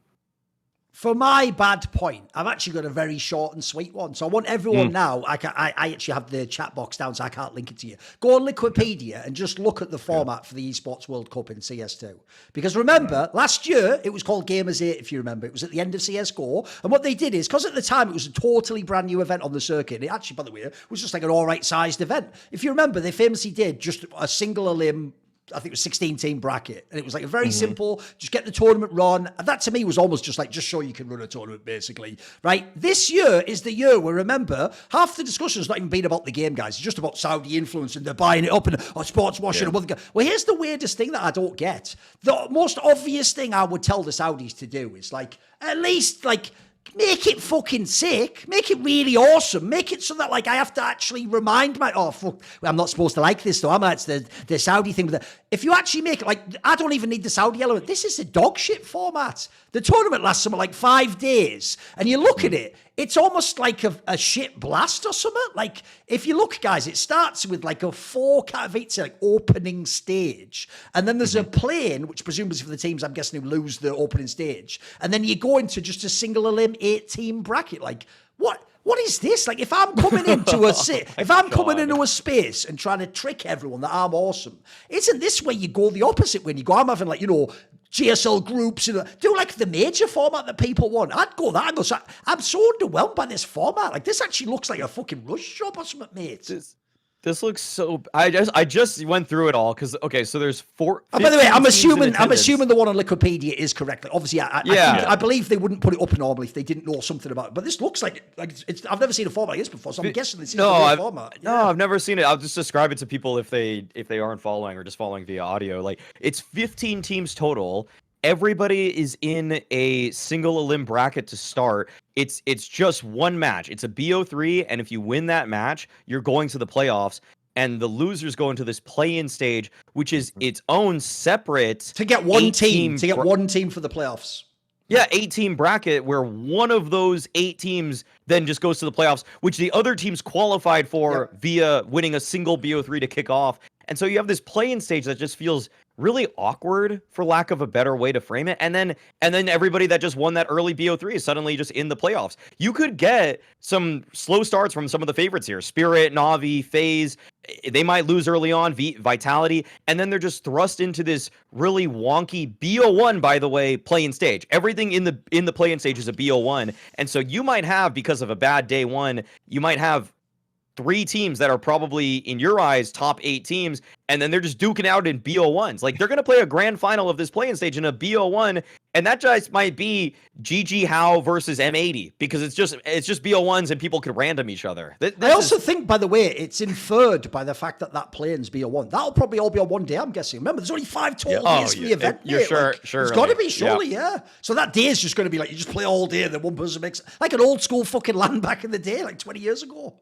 I mean, I'll just put this out there though. Listen, the Saudis have hired ESL to essentially run this. It's all picked off ESL ranking.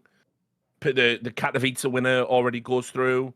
We all know the interconnected web. So this is ESL's idea, right?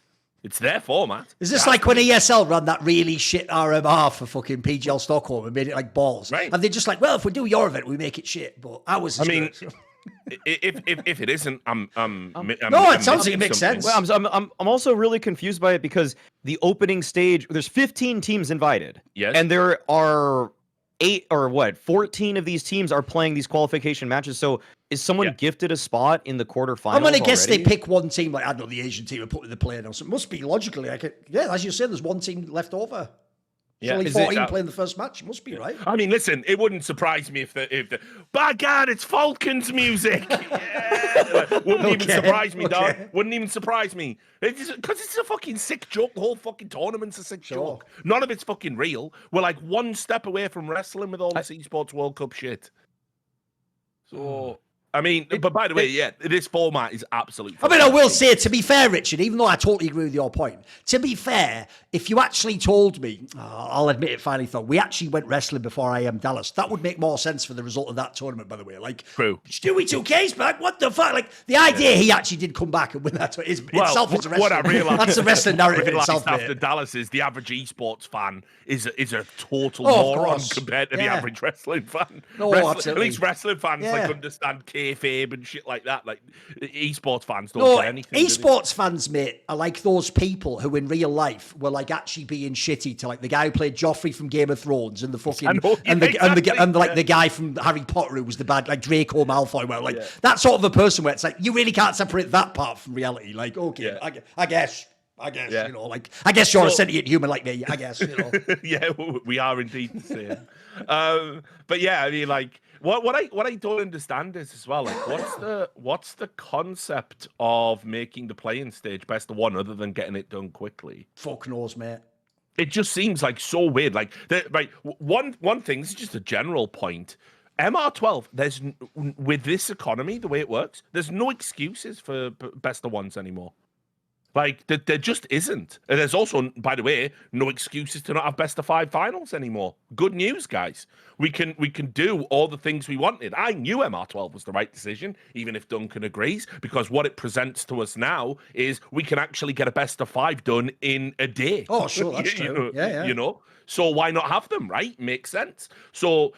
best by the way, here's an interesting one. It's ridiculous. The game's so snowball. Notice how conspicuous the lack of pros, though, complaining that you fly all the way to Saudi Arabia and you can lose a BO3 and a BO1 and be out. Actually, no one complaining. Weird. Mate, nobody complained about the PCs crashing at the fucking last one neither. Weird how that works, isn't it?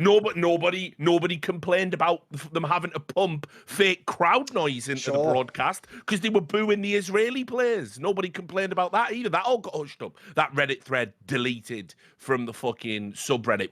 We just can't talk about that. We can't. Why did Spinks and Nerds and people like that and Flames? Why did they have to have security guards? Why? Okay. There will be zero complaints about this event. To complain about this event in any way, format, conditions is to be warned. You will be warned behind the scenes. You will be either warned by ESL directly or you will be warned by your team owners. No. They're paying for us to have teams. They're paying for us to be here. They're giving us free money. You shut the fuck up. And so it doesn't surprise me the format's dog shit, because who's going to say it? Who's going to say that it's dog shit? No one. No one's going to say it. Like literally, imagine, by the way, you go there, I imagine they're going to do the first best of 3, the opening stage. Imagine there's going to be some sort of seeding there, right? So there is a chance of like an upset there. And so you might be one of the decent teams in attendance, and you're going to get knocked down into a play-in stage where you're going to get eliminated in a best of 1. Like, as a partner of this business, that stinks. That doesn't work for me. But no one's going to say anything. No one will say anything about it. So yeah, I mean, this format is garbage, and I just can't even understand what the purpose of the play-in is. I mean, you could have just had double eliminate. You could have had a sick double That's eliminate. why I say, mate, the silliest definitely. thing about this is, if this is all about PR and getting us all to focus on what's dope, not what's horrible about the world, just make it the best tournament, for fuck's sake. Like I say, just make it like a pure double eliminate. No one can complain if they lose 2 BO3s. And it's a real bracket. Probably say, of course, no one can complain then. Yeah, exactly. No one could complain. I mean, just like the you're serving up a better product for the viewers. Like, obviously, esports fans, they're not going to boycott this. They're going to watch this. How do you feel watching a bunch of teams? Let's assume all the underdogs lose and go into the play-in. Well, how do you feel, say, watching Mongols Fly Quest in a best of 1 or something? Like, are you feeling like this is the fucking World Cup of esports? Are you feeling the decadence, the opulence? CCT wouldn't even do that. So, yeah, I mean, this is like, their finger's definitely off the pulse here, and I would have to believe ESL have done it this way for logistical reasons. It's got to be. It's got to be logistics, not expense or whatever else.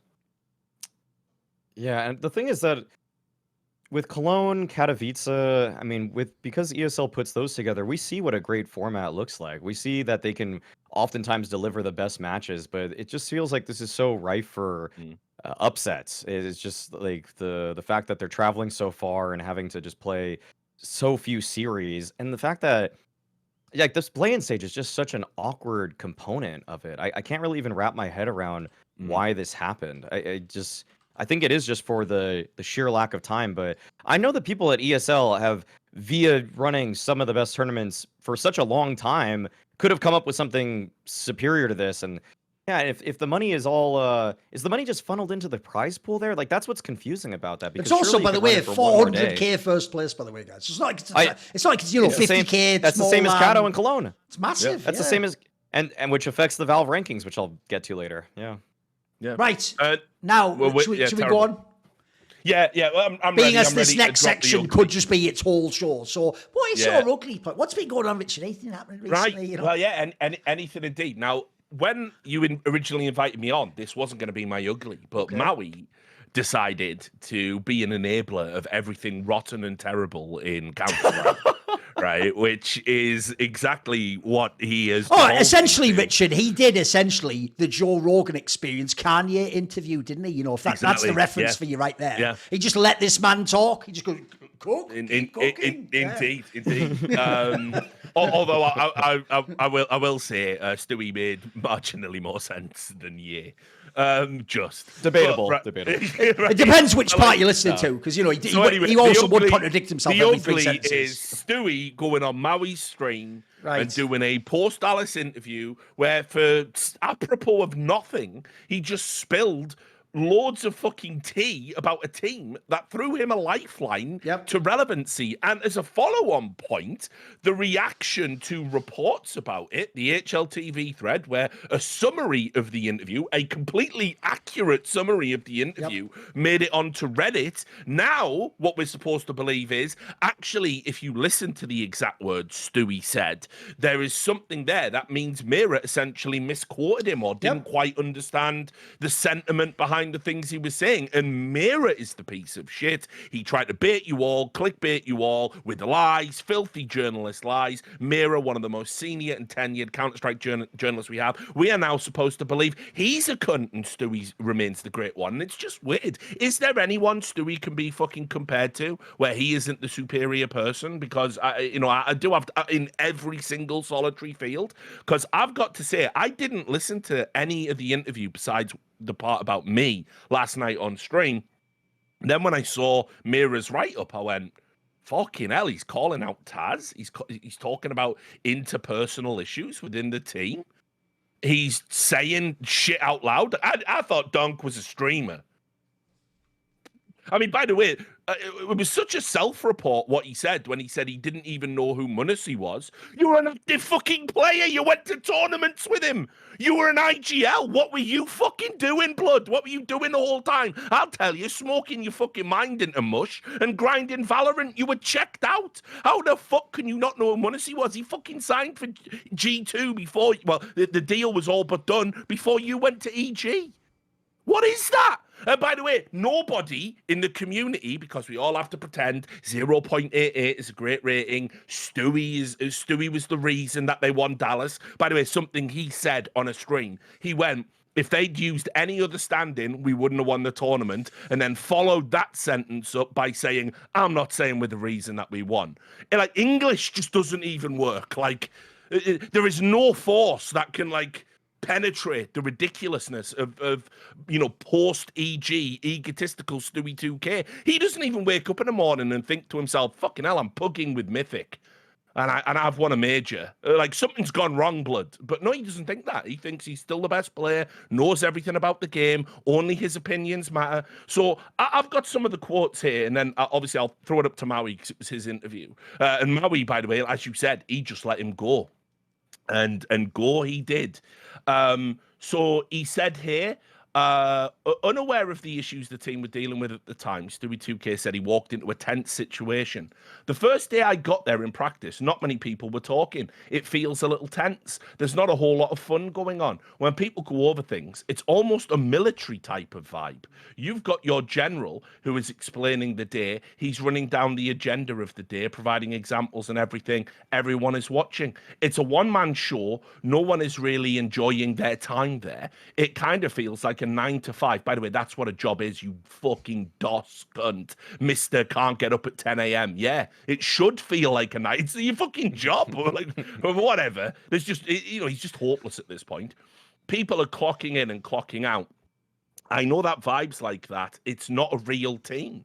There are going to be times when people are not saying things because they can't and they feel they don't have the room to.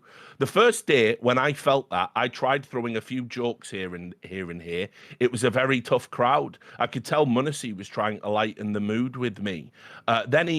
So I guess we'll do that. Then he said he didn't know who Mouse were or that they were the best team in the world. Just threw a barb in it, wonderful going. I walked past him in the elevator and I didn't know who he was. I know it sounds disrespectful, but I was in my own focus. It was literally G2 and me, and that's it. And by the way, in that order of the hierarchy, we all know which one he puts first. And then he talked about Taz as a coach, and he said, I think he's a pretty good coach. He's very level-headed. I think I saw more of the bad side of how things were towards Dallas. There were times when I didn't know what was going on. We call that reality. It was my first few days there. I could tell that when Taz was speaking, there wasn't a lot of real attention to what he was saying. I understand that. Yeah, you wouldn't even go for Starbucks, would you? So obviously you understand it. When coaches say and present things, it doesn't make sense, but we know it's coming with good intentions. The example he was giving, I kind of felt that this wasn't the right fit, but it kind of felt that not a lot of people were giving him the chance to speak freely and not be judged. In my eyes, it felt like some things had built along the way. There was a lot of tension and it felt people weren't listening to each other, but it was shoved under the rug and they don't really address it, which is really unhealthy for a team. You could tell it was something that was bothering them. Throughout the tournament, I got to see the better side of everybody. So, I mean, put it this way, what a shit way to repay the opportunity to basically go onto the internet. And by the way, in an interview where all you really had to do was just say, I'm gonna milk this fucking obscure tournament win for stream views until people get bored again and I'm back to streaming for 1,000 people, even though I'm a fucking future Hall of Fame player, right? It's just fucking sad. And I wish he would have a come to Jesus moment, but this entire escapade to me proves that he's just content with what he is now, and that's it. Whatever, you wasted your talent, bruv. That's that. But I mean, what a shit way to repay G2.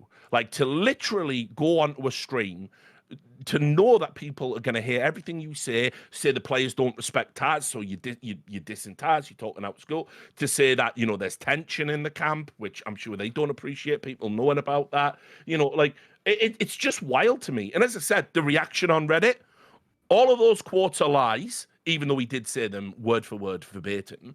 And actually, if you just listen to him say them in his own, stilted delivery, you somehow realize that actually it's a good thing he's calling them out. And I have read hundreds of comments today in that Reddit thread saying, oh, Stewie just speaks his mind. He just tells the truth. Is there any world where that is a professional response from a pro player to being privy to private information and relationship information and work dynamics in an org you don't work for, don't represent, and aren't joining full time, right? And they give you an opportunity as a stand-in, and this is what you do. Is that professional, guys? Just yes or no. It's a simple question. The answer, of course, is no. But excuses will be made once again for this fucking princeling who just gets to fucking dance his way through fucking NA where everyone's a cunt, Grim's shit at the game, Fallen shit at the game, everyone's shit at the game, I'm the best at the game, I won't play with Skadoodle even as he's dropping an MVP performance and dragging me to my fucking major, right? I want to be the IGL. I'm the best. Like, how can people not see this guy for who he is?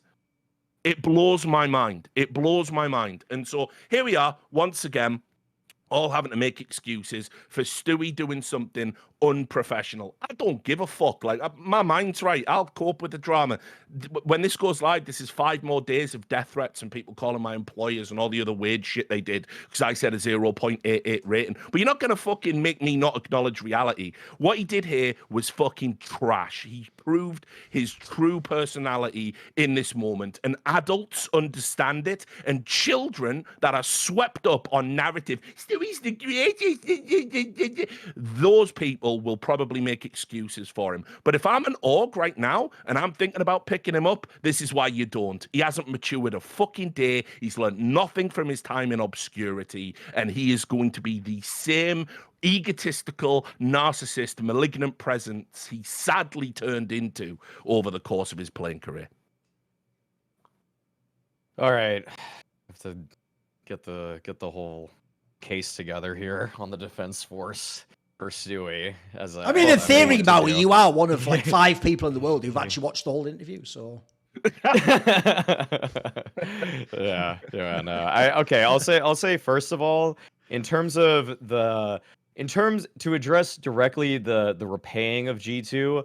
I feel like in a fun way, in a way that actually fulfills a lot of the narratives that we've been most interested. He did repay G2. He showed them they don't need Hooksy anymore. If anything, that should open their eyes to that. And so, hey, that's actually one of the biggest benefits of what Stewie did. So you say that outweighs the fucking interview? Yes, yeah. By the way, I'll say that you've got to set eyes to this. One thing you've got to set the table with Maui, because this is never explained in the article, is why was he on your stream spilling the tea? What's the reason for why? Yeah, so for some added context with it, I was just deciding, player break. I was just gonna do a stream in terms of I was gonna watch Hooksy's demos, and then I was gonna watch some of malbs' demos and watch Stewie's demos, and I was gonna show like the differences between them. And Stewie came into the stream itself just because the title was just Stewie2K versus Hooksy, because I know how to make a title that people are gonna click, I suppose. So he comes in there and he explains that him versus Hooksy. And these are his words. Yeah, this is in the interview and everything like that. Also, he says that, well, really, like in terms of individual abilities, not really even much of a question. Like he's coming off of not playing any tier 1 CS, and he's already looking better than Hooksy in most capacities. And so he's shown that he can be a huge asset to a team, not in terms of intangibles and in terms of individual ability, which I agree with, by the way. I think he's better than Hooksy. And when I was watching the demos, it was pretty obvious. And people in my chat before Stewie even got in there, everybody's like, oh, he's just shooting so much better. His movement's way better. His spacing's better. Like all of those little things in you terms must have of selected the fucking phase game and maybe the final then, because I went through the final. I was going through the final. If you watch any of the other games, and actually the first map in the final too, his aim is so off and he's shaking like a shitting dog. So I don't know what you're watching. well, he was I watched the games live on stream, so Yeah, he's hitting shots that I know Hooksy wouldn't hit. He's hitting he's moving better than Hooksy would have moved. Like when you watch Hooksy play, and when I was watching Hooksy's demos, the dude is aiming at the floor. He's clearly looking at the radar, probably talking, getting peeked. Like there's times when Hooksy, I didn't realize this till really watching Hooksy's POV at length. He needs to turn in the game to look at Hunter in the game and say something to him. Then he turns back to hold his angle, and while he does that, Mezzi will just swing on him and kill him in the side of the head because he had to turn to look at his teammates. Like that's like the most. So basically, he's on Pasha biceps dodging flashes in real life. Yeah. Fucking status. Yeah. He's just turning away from an angle he love it. objectively has to hold this angle. There's no one else around him, and he's just looking at his teammates around. And I understand you might sometimes do that to look at your teammates' utility or something like that, or where they are positioned. But like, you have a radar, and you can also talk to them, and also in some of these moments, he wasn't even looking at a player. He's just looking at the floor, and it's just like how sometimes, you know, someone's nervous, they'll look down instead of looking just straight forward ahead of themselves. Obviously, I'm not a maniac, Maui. I know Stewie's ceiling is fucking a lot higher than Hooksy's. Like, I want that on the record, because all I'm saying is that statistically, Hooksy on average in CS2 performed better than what Stewie did at Dallas. That was my whole point the whole time. It wasn't even a big point. The big point I was making was Hooksy's got to go, because, you know, what does it say if you win a tournament without without your fucking leader, no less? Like, exactly. Like, leader. And I never bought the fucking bullshit about him being a tactical god. So, like, by the way, I had no expectations for Stewie to be good. I want to make this all clear in this podcast. But the reality is, the way people talked about it is, well, stats don't matter, Richard. Okay, I'll keep that energy. Well, how are you saying we got to cut Nexa because his stats are bad then?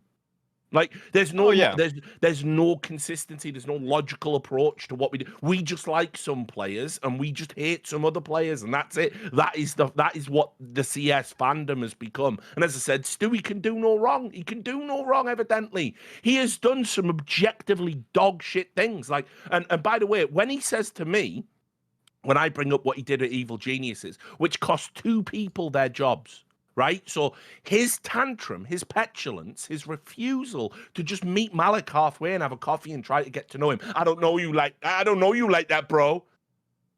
Yeah, obviously. The purpose of the meeting is to get to know each other like that, bro. What the fuck are you on about? His tantrum there, EG, was so dysfunctional, they turned around and rewarded a player that did that by essentially removing the coaches. And he goes, we still talking about that, bro? It was like 2 years ago. It's not ancient history. You cost people their jobs, and he doesn't care. He's completely unsympathetic. And by the way, everyone goes, yeah, the Starbucks 2K incident shouldn't define his whole legacy. Now, let me tell you why Richard Lewis bullying Babam in 2014 should be the scourge of his career. It's just all over the place, guys. It has become like K-pop. Esports fans are like K-pop fans, and Stewie2K is one of those fucking, you know, groups, one of those idols, and he can just do no wrong. This interview was garbage. The things he said were garbage. The way he's telling secrets and speaking out of turn and thinking it couldn't possibly affect him or it's unprofessional. It's garbage. It's a garbage thing to do. By the way, if me and you were leaked DMs, what do you think people would say about us? Yeah, like he's essentially just doing the same thing with fewer steps. He's just literally, like, if I'm G2, I would feel really put out by the shit he's saying. Like, they're not under enough pressure over there. Like, Hooksy's not under enough pressure there. And by the way, one other final point. The worst part about it is, when he had a pop off at me, he tried to frame a tweet that was actually giving credit to G2, credit over him, and he attacked me and then said, I just felt like he wasn't giving credit to the team, bro. Like, I don't know how you could put that. Like, if you just read the words, you can see I'm actually giving them credit. I'm giving them credit over Hooksy, and I'm giving them credit over you. So what he actually means is, nobody can say I am an ordinary player or I'm not as good as I used to be. I will lash out at them and set my goony fan base on them. All the little gremlins all come out the woodwork. That's just who he is, man. People are gonna have to wake up to the fact he is not the nice guy people do the little self-insert thing for, because, you know, it was kind of fun and it was cheeky when he would run through a smoke and go, sup, bitch. And he did get that start where everyone said he was cheating and he was being bullied. And then that video got leaked where he got fucking slept in a high school fight and it was super embarrassing. Like, there were endearing qualities, but somewhere along the line, his ego just fucking took over. And it's been to his detriment, which is, by the way, why he is having to stand in as an emergency player for G2 at a tournament they had no conceptualization of winning. When they picked him up, it was a deeply unserious pickup. Not one person predicted them to win the tournament. And yet somehow after they win, obviously it was Stewie the whole time. Stewie's got an aura. Stewie's got energy. Stats don't matter. How could you not accurately predict this, Richard Lewis? Kill yourself. Like, just that for 5 days. That's his fan base, by the way. That also tells you something about who he is. That's the type of fan that gravitates towards that. This interview was just dreadful. And if it had been any other player, if it had been a cadiaN, like when the cadiaN interviews come out about Team Liquid, now he was kicked, and he's got like maybe not nice things to say about Twists and Naff. Watch the difference. Watch the difference. This community is just scum. Like they're just shit. So Stewie just gets away with it again, I guess. Great interview. Nice guy. Like, how dare you disrespect Taz, by the way? Like, how fucking dare you? Like, how dare you? Like that player, right? He's made an infinite more impact on the Counter-Strike scene than Stewie has. How dare you disrespect him like that? By the way, Maui, had you actually finished all your points? Did you have some more? With Stewie. Yeah. Did you have more points on this to make? It's the thing about Stewie that inspires such rabid fan base is that it just turns your it's kind of like all of your preconceived notions of what makes a team work have to be turned on its head, because the intangibles of Stewie at this point have gone to a level where it's simply hard to look at a roster and be like, this should work, this shouldn't work, and then suddenly Stewie's on it and you're like, well, m0NESY performed as well as he does at most events.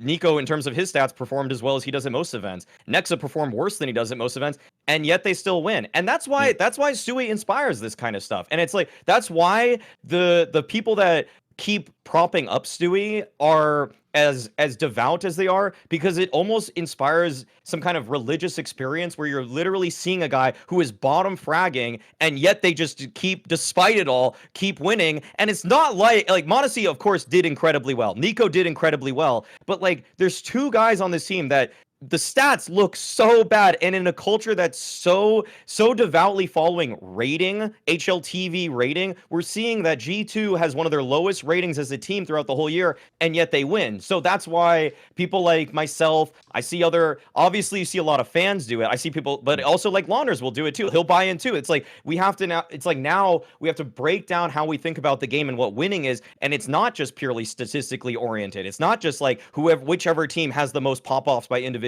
players, because there is an art to what Stewie's doing in terms of bringing a level of confidence and bringing a level, like just spacing. Just what he is doing in the server is spacing better than HooXi ever did. It's getting a more important kill, because even in the important games late in a tournament, in the semifinals, like HooXi falls off a cliff. Like he doesn't do anything right. He starts running through smokes and he starts dying by himself. But when Stewie does it, Nico's right behind him. He waits that extra second for his teammates to get close to him, and then it just when I do the deep dives on it, it's like there are these intangibles that aren't always calculated in the stat sheets. But then that's what gets us so invigorated and so invested in this guy. And for all intents and purposes, like I made that hot take on HTPM, which is that if I want a team that's gonna fight the aliens at the end of the day, I want seemingly the luckiest player of all time. I want Stewie2K. He seems like every single time it's just lucky, and he doesn't perform well, but he keeps winning. And that's why it's just it gets us crazed. It gets us crazed in a way, because it's like it doesn't make sense. Like you should have a better support player. I would think on paper, give me Shush. I think Shush is better, but Shush isn't winning on the same stages that Stewie is, and that's why people go crazy over him, because nothing makes sense. And yet they keep doing it. Not even that, mate. It's the classic self-insert theory again. He's just an awkward kid who's good at video games, and he's just like me, for real. That's all it is. And this is why you can get away with it. Because, like, listen. By the way, I wouldn't even attribute it to luck. The thing that frustrates me is I remember when he was like imagine a player who is aggressive, has great game sense and cracked aim, and has a play style like no one else at that particular time, right? That was Stewie. That was who he was on Splice. It was why everyone said he was cheating. It's how he gets into Cloud9, and watching him develop as a talent was like super cool. But like the problem is somewhere along the line, he has become utterly convinced that he is an in-game leader. By the way, I don't think intellectually, absolutely not. I don't think with his interpersonal skills, absolutely not. Like, when Snappy says 80% of being an IGL is off the fucking server, then yeah, I mean, well, okay, I've seen Stewie off the server. I'm watching Stewie off the server right now. The type of shit he says, the way he treats people. So, at the end of the day, no, he can't be a leader, but he's become utterly convinced of it. He's been fucking propped up and enabled by all the other NA goonies. Because, by the way, this is very similar to like what we had way back in the day when there were just untouchable, sacred cows in North America. It wasn't good for the scene. It stopped developing talent, but there were certain people who could get away with any type of shit behavior and nobody would dare say anything about it because then you would be on the outs. There was effective gatekeeping going on. And, look, Elige, it might have changed the complexity. I don't know. But we know he was a fucking tyrant over at Liquid. Do we all have to tiptoe around it and pretend he wasn't? And Elige was saying, no, I actually think Stewie could be one of the best in-game leaders in the world. Like, oh, for fuck's sake. Just listen to him. There is no world that is true. There's no universe that could be true. Just listen to what he says, for fuck's sake. But no, there's this weird, form of hypnosis happening where we have to, pretend. So, no, fuck that. Stewie has become so convinced of the way he thinks about the game is the only way, and he can't even pay someone like MonteCristo, we've just waxed lyrical about this episode, a compliment, without saying something like he reminds me of me. He literally said in that interview, he said MonteCristo thinks a lot like me about the game. Oh, that must be why he's a good player then, I guess. He's actually got part Stewie DNA, so that's why he's good. It's again, MonteCristo just an infinitely better player than you will ever be. If he did nothing else in his career, that would be true. His ceiling is so far above yours. I just don't understand it. I just don't get it.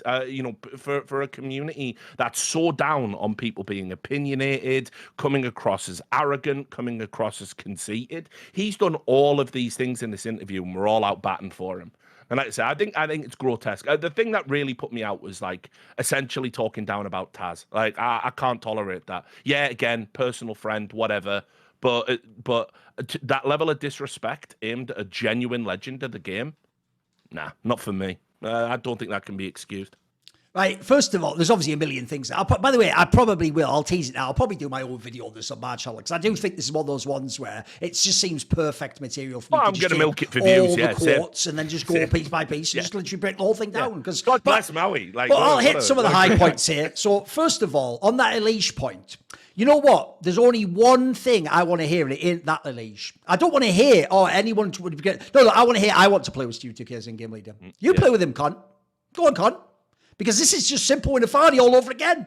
Simple. Nafani is really, you play with him then, twat. Because I'm watching him play and I'm seeing where it isn't good enough. And now you're going to come out, put zero skin in the game and encourage someone else to tank their career by playing with this guy. Nah, I can't abide by that. It's so fucking gross. Because by the way, that actual kind of attitude is why Stewie2K has managed to become such a petulant cretin right now. Because everyone, by the way, including most of us in this chat, have actually carried water for this motherfucker because of his success. We've tried to give him the legendary status you get when you win the biggest tournaments and do things like, as Maui says, even when objectively you are having bad rounds, bad matches, bad scores, bad stats in a scene, by the way, that worships stats and tells me I'm a cretin every time I don't worship them, and that stats are all that matters and tell you who's better, but magically doesn't apply to Stewie. He's doing some magical shit that we don't understand and winning anyway. And because he is winning, we're all trying to find a way that what he's doing must be contributing to the win, right? It can never, ever... Apparently, by the way, when Stewie2K plays CS, no one in CS history ever was carried, ever. It never happened ever in history.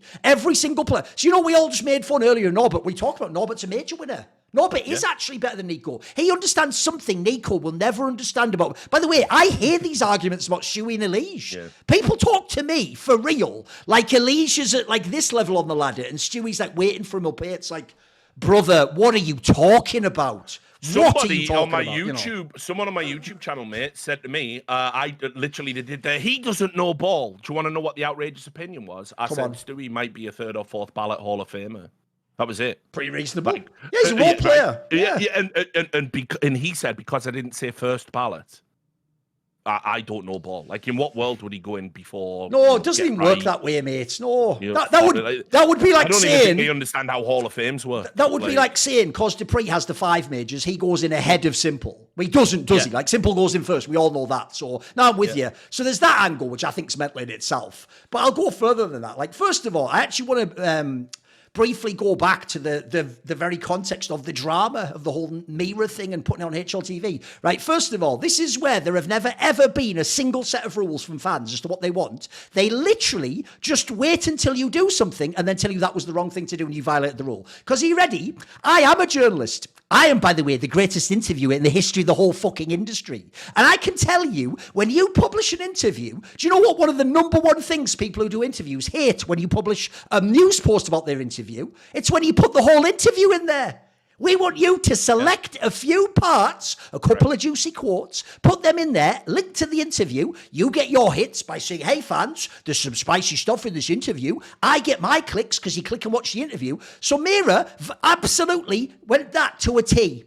Because if you don't know, by the way, Note from HLTV always complains about this shit. Like, he doesn't like when people take the whole thing and put it on Reddit and, you know. So what he did was he took the parts he thought were spicy or relevant, put them in a news post. By the way, even the implication that Reddit people are trying to have of, like, he intentionally, like, misdirected. As Richard said, he didn't misquote a single person. He didn't even do what a moron would think, which is chop a quote and just put, like, the bit there, but the part, like, no, as Richard said, if you're mad at any of those quotes, you should be mad at Stewie2K, you fucking imbecile. But you're so dumb you can't be. Even though, by the way, and I'll go into this in great detail in my video, the worst part is, do you know who's contradicting Stewie2K and making himself look stupid? Stewie2K 1 minute later, still talking. He is one of these guys on the Frankie Smooya level, where you don't need any guile or points to beat him. Just keep the mic open and encourage him to keep talking. They will actually saw a rope and then hang themselves with it after building the fucking hangman's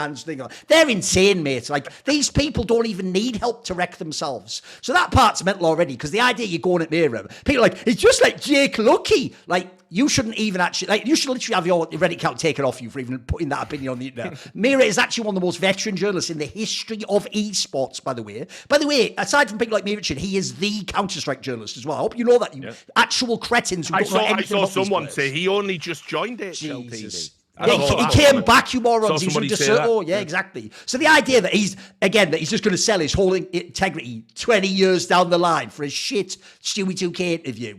Yeah, right. So that already was nonsense, right? And also, so there's that part, which was pretty bad. And then I agree with Richard. I want to take this angle, because the main way I want to hit these points is, holy fuck, does he sound so bad in his own words? And here's the problem with him as well.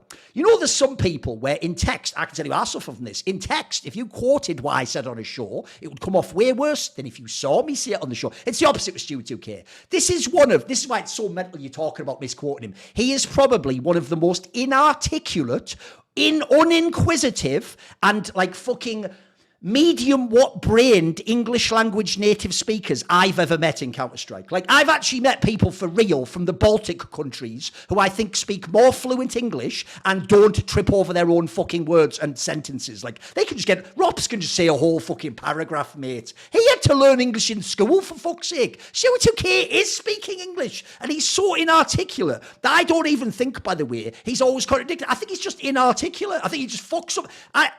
Richard almost walked into it there. What he does is this, Richard. Because he is permanently the maturity of a 16-year-old pogger. He's never developed from that, by the way. He's another one. My theory about how when you start playing video games 10 hours a day, you don't get growth as a human. Fucking hell, it works for Stewie2K. He regressed, if anything. He started out as this up-and-coming guy with all the energy and the passion. Everyone's loving him. By the way, this is how dumb he is. Richard Lewis was one of your number one defenders and promoters on fucking American television. You imbecile. If you don't go and watch By the Numbers, half of By the Numbers and Counterpoints is Richard Lewis and Moses trying to argue that I am underrating Stewie2K and that he is the future of NA. But what you do is you just wait a few years, and then because he said a tweet you don't like, you just piss right in his face.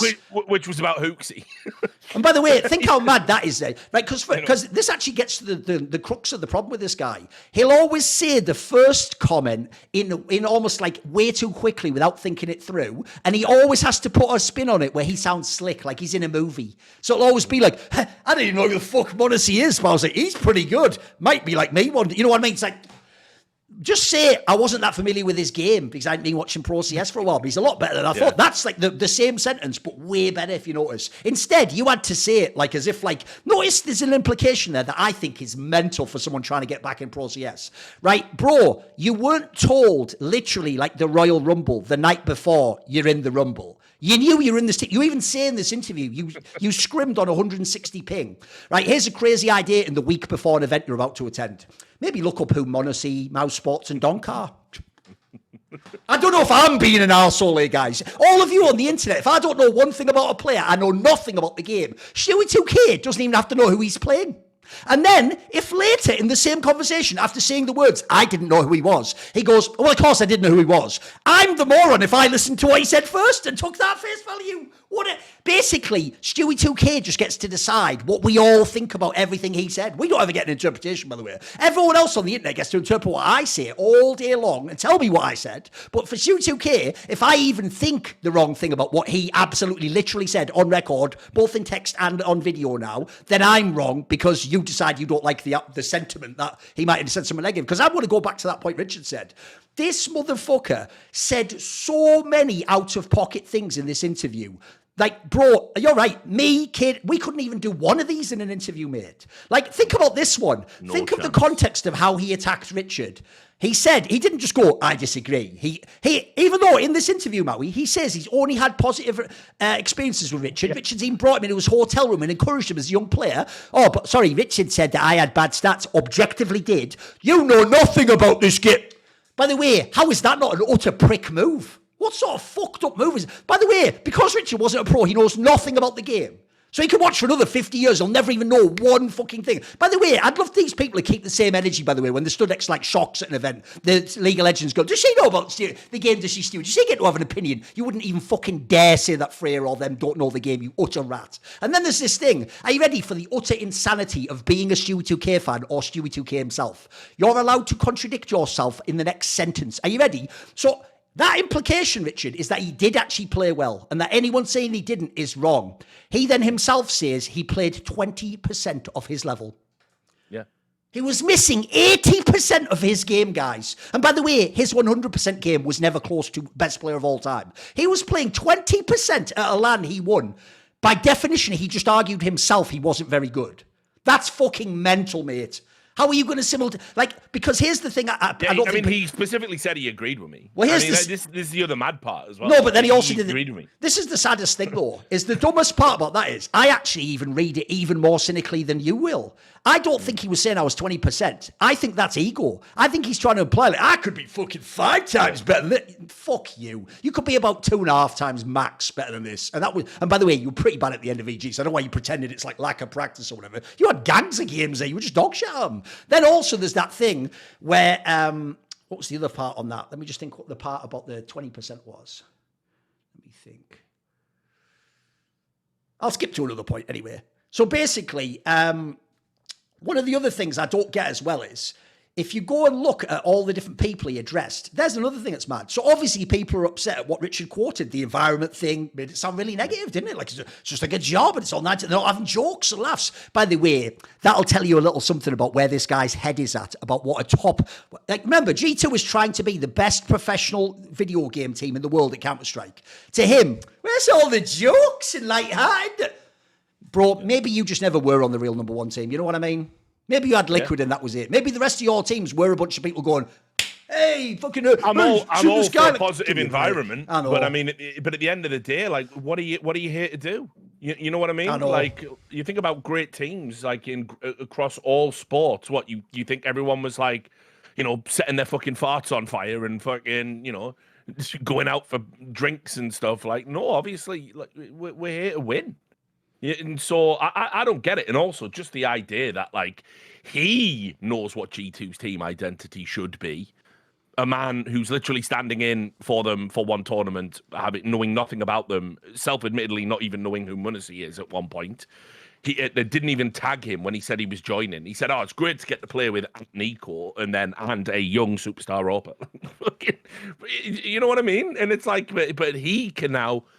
pass comment about what a good winning team environment should be. By the way, when was the last time he won apart from this? Why is if Mr. Understand what winning is, why hasn't he been winning this entire time? Why has he been on a team? Why does no one want to play with him seemingly? Why is he on Mythic? Why is he playing bugs all day? Like, these are just obvious questions that you should be asking yourself. And there's a reason for that. And by the way, no, he won't be walking into a top team. I mean, like, do people believe that? I'd be curious to know. And if there was any opportunity, if you were on the fence and going, we should give him another chance, maybe I'll make him a leader. Well, you've just seen how he treats people who give him opportunities. So, don't know, something to think about, guys. But yeah, for me, as I said, I thought this was ugly. I think sort of like, right, G2 is one of the most scrutinized teams right now. Those guys are under insane amounts of pressure. I don't understand how we live in a world where people can unironically, and they're not going to do it now, but they were doing it, saying Hooksy isn't the problem. We shouldn't kick an IGL. It's all Nico's fault. Why would Nico do this? Every time they lost the tournament, Choco, that shit name. Right, and so those players are under insane amounts of pressure. You saw what it did to Nexa. His performance just fucking dipped. And it was all the reports, wasn't it? They're just bringing in their friends. They're making it a clubhouse, making it a tree house. It's just Nico and friends. It's all Nico's fault. And then he's going to leave and he's going to get... They are fucking... The pressure they are under to consistently have deep runs and win is probably more than any other team, right? It is insane. And so... to get an opportunity to play with them and say, I love Nico, Nico's my friend, and then you go online and you ramp up that pressure by saying the environment is shit, people don't get along, people aren't even listening to Taz.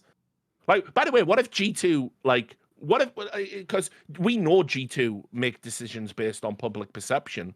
What if G2 now decide, yeah, actually, fuck it then. That doesn't sound very good. The players didn't tell us anything, but now that I've heard what Stewie has to say, well, I think actually we should probably look for another coach. What if Taz was to lose his job?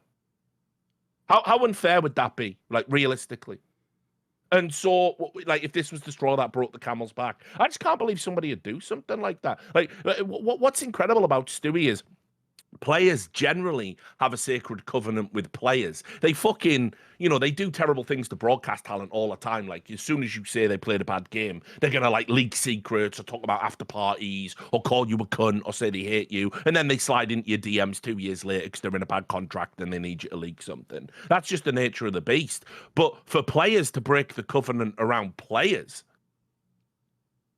that's some dog shit behavior. I can't believe the community's co-signing it. So, by the way, I've remembered the point I was going to make earlier. The other point that's mental, because remember, there was a whole massive amount of people going, they kept saying it in that way that just it's why I hate fans. Like, for real, I'm a fairly antisocial person anyway, but I don't want to be contacted by you and have a conversation. Like, your thoughts will actually degrade my thoughts. That's how bad they are. So what happens is there's a fan who doesn't just go, this is what they did first. Stewie's the reason they won, because he's like he's won a major and a Grand Slam, and now he's won. So he's the one, right? So then when you go, well, he didn't even play well. They go, no, but I always phrase this way, Richard. They go, but you must agree. Like, why would you ever even start a sentence that way if you're trying to have like a meaningful decision? You must agree with my opinion that in the context, though, that he hadn't played for 2 years, though, he was really good. And then what you find, Richard, if you attempt like you to make an argument stats, you just find that eventually they're right. You just must agree with them. Like, eventually they've argued from he's good to like, basically he won, therefore he must have been good. That's like the end logic at the end. Now, what's mad is he himself said in that 20% thing, not only was he at 20%, but that Nico himself noticed that you only got good, like, by the end of the event. So even Nico agrees you weren't that good. You're telling on yourself now, mate. And then also, I want to touch this last thing, which is actually about the fact that he came at Richard, because it's the way he phrased that comment to you that showed what an utter fraud this fucking guy is. Right, one thing before I get to that, before I forget, is this. By the way, you know how he hated when everyone picked apart all the behind-the-scenes stuff about EG? Why have you just done it yourself? I'll tell you why you did it. Because your ego is so large and you are so petulant. It's the opposite of what you did to Richard. You tried to message Richard and be like, what, are we still talking about this? No, dickhead, we're talking about that. You don't have to have this comment. By the way, I don't know if you know this, Stewie. We were still playing CS all these years while you were fucked off, either collecting a massive check on the bench or being shit at Valorant. Should we have shut down CS too as well because you were not into that? By the way, you aren't the fucking conversation police, dickhead. You don't talk. Hey, you're talking about me. I'm going to issue. Have you got a license to talk about me on the internet? No, they do that with that journalist as well. Anyone can do it. Saying he was a wasted talent, and I think his note. Oh yes, he attacked him publicly over that as well. More shit behaviour. But the thing is, though, he always gives off this vibe like, hey, I don't care what you say, bro. You couldn't care more. If Maui even puts a title to a Twitch stream that like excites you, you go onto it and tell every secret for 2 hours. Bro, when Richard Lewis, by your logic, an old boomer who isn't even relevant, was never a pro, gives an opinion. By the way, you know what I'd do if some like other journalist just gave an opinion about like a thing? If I was a player, I'd go, who gives a shit? It's just some journalist. Like, that's even if it was just a normal guy. Like, no, you're taking it. How dare you have a take? I know. How dare you have a take about me that I disagree? He did the same thing to me back in the day. He had one where he came at me and said something mental. Like, by the way, I never ever like made fun of his appearance or the fact that he got literally. By the way, think how easy this would be for me. There's a video of him getting fucking actually knocked the fuck out on the internet. I've never linked it. I've never like thrown it back in his face. I've never implied like, hey, you must show me, mate. I'm pretty good, man. I've never done that ever. His immediate diss to me when I once critiqued him and said something like, I don't know, I think he was good enough in MIBR or something, was he was just like, shut up, you crusty old. It's like, nah. I notice how that game always works as well. It's BM for me to make fun of someone's appearance, but my age is on the table all day long. Wait, can I control my age now, guys? Do I have a time machine? So the other thing I hate is he tries to pretend he's too cool for school and doesn't care about this. He probably cares the most of any NA pro, and his actions have proven as much. In fact, he wants to literally control the dialogue around himself when he's not even in the conversation. I'll just throw this last thing out there, because this last thing will absolutely destroy the myth of Stewie2K. The Stewie2K you all love didn't make it out of 2019. That was still the era when he was Stewie2K and he was all these positive things. The guy after that was the guy who piece by piece pissed away Liquid, then left. Bit like he did with Cloud9. Remember that? He fucked up Cloud9, then left them. Fucked up Team Liquid, left them. MIBR, they fucked up, went from them. EG, that went to shit, went from them. Like, mate, there's a lot of fails here. If you actually go look in his career, there's like 3 good years. It's like fallen territory now. You're hailed that you're a genius every year, but the more years go on, suddenly there's like a tiny part you're actually the person they said you were. And the reason why that's so whack to me is because it's like this guy just didn't live up to what like people want him to be as a player. He just isn't. Like, that's years and years ago. Now he is just a petulant arsehole. Because here's the thing I was going to say at the end that was like a killer for me was, do you remember, you'll remember this very vividly, Richard, but obviously me and you, partly because we were doing the whole Danny thing, but we were going super deep behind the scenes in EG. We had all contacts with all sorts of, right? You know, when he came out and disagreed with you publicly and said that all his teammates agreed with him and stood by him, right? I can tell you right now, it's a literal lie. Like, it's either they lied to him, in which case it wasn't a lie, he's completely misinformed. But I can tell you, I can prove, Richard, I won't, because obviously I can't. But if I actually, like, essentially to someone who could see the sources, I could prove that they did not agree with him. I could prove that they agreed he was wilding, that they agreed he should be, that at the end they thought he should be kicked, they wanted him kicked. So if that, all I'm going to say is this, if the whole take on this interview goes like this, if Stewie says otherwise, then we must believe him. He was wrong about his own last team. He was completely wrong about EG. Everyone in EG basically at the end agreed he completely was out of pocket, and because he was also shit, we had to kick him. That's just the reality. That's why also, by the way, he sat for years and years with no team. This is another thing where, you know, people like Elise and Stewie and all these people love it. Stunner. Where was his team pro? What was he doing the last 2 years? God, by the way, I'll just throw that out there as well. Even though I actually like Stunner, bro, don't go on broadcast if all you're going to do is cape for your literal friends in real life, just because they're your friends in real life. You did this with nothing when he was at that fucking ESL 1 below Horizonte when he was playing for Mouse. Also, by the way, go look up his stats. That was presented as though he was carrying. They almost won the tournament. You were basically just wanting him to win. You almost like were practically saying about like fucking phase about shame. You won the tournament. You know what I mean? It's like that fucking level. And then also, now you're just going to do this because Stewie's your boy. Like, fuck out of here on that one, The mate. community call out, like, cast a bias all the time, and it's imagined 90% of the time. And then that IEM Dallas just was like, let's just talk about Stewie2K. Oh, it was all over that. and over. Yeah, Dude, you would actually have thought again. his game was Monacy's the way that people talked, wouldn't you? Like, you would think it was that. Put it this way, you would have unironically thought that, like, he was like some insane guest for G2, like he was like top of the world, you know, it was crazy. But anyway, Maui, do you want to apologize to the class? I have nothing to apologize for because you didn't. the guy That's that all. gave We us can an move on. hour We of can all. content. By the way, also, we did even though just rage Richard about did it just for keep an saying hour. the interview was shit, obviously you wanted an interview where you were just having him on your stream, and by the way, he just went out of his way to tell all these fucking stories. You weren't like, there's another thing, you weren't baiting him, you weren't like fucking with him. He just fucking went out of his way to say all this shit. It's actually like for real, like you just give someone like 3 fucking gins and they just start telling everything out of school. No, I was subliminally pulling some Frost v Nixon type shit right there. Yeah, I got everything. Anyway, we've got to. We have got. Play on words. The only thing is, play on words for Frost Nixon. All I could do was Dixon. That was as far as I got. The only thing is, we have got 2 more points to make, so let's do the. Yeah, I know. So, Maui, 4 hour episode. what is your ugly point, Maui? Mine is this has been. I mean, we were so confused by this when it first was announced. Oh, and by the way, obviously there was more we could have talked about, but spoiler, me and Richard will have videos and we will go very much in depth. And there'll be a lot more saying cunt about 1,000 times, I imagine. But yeah, enjoy. So come on, Maui. I'm going to go on and I'm going to just do a glazing tour. So it's like, it's too contradictory anyways. I have to glaze Stewie. It's my God-given right. Yeah. One hand washes the other. It's perfect. Yeah. Yeah, so in the beginning, the Valve rankings were obviously met with a lot of pushback. The fact that it's just based off of the prize money that you are earning at these tournaments. Valve does weigh tournaments. They do add a modifier based off of a couple different factors, which I'm not going to get too much into. But I want to just bring up the fact that there's a couple things that are obviously very weird with it. I think that the Mongols peaked at number 6. They are now at number 7th in the world as of the time of this recording.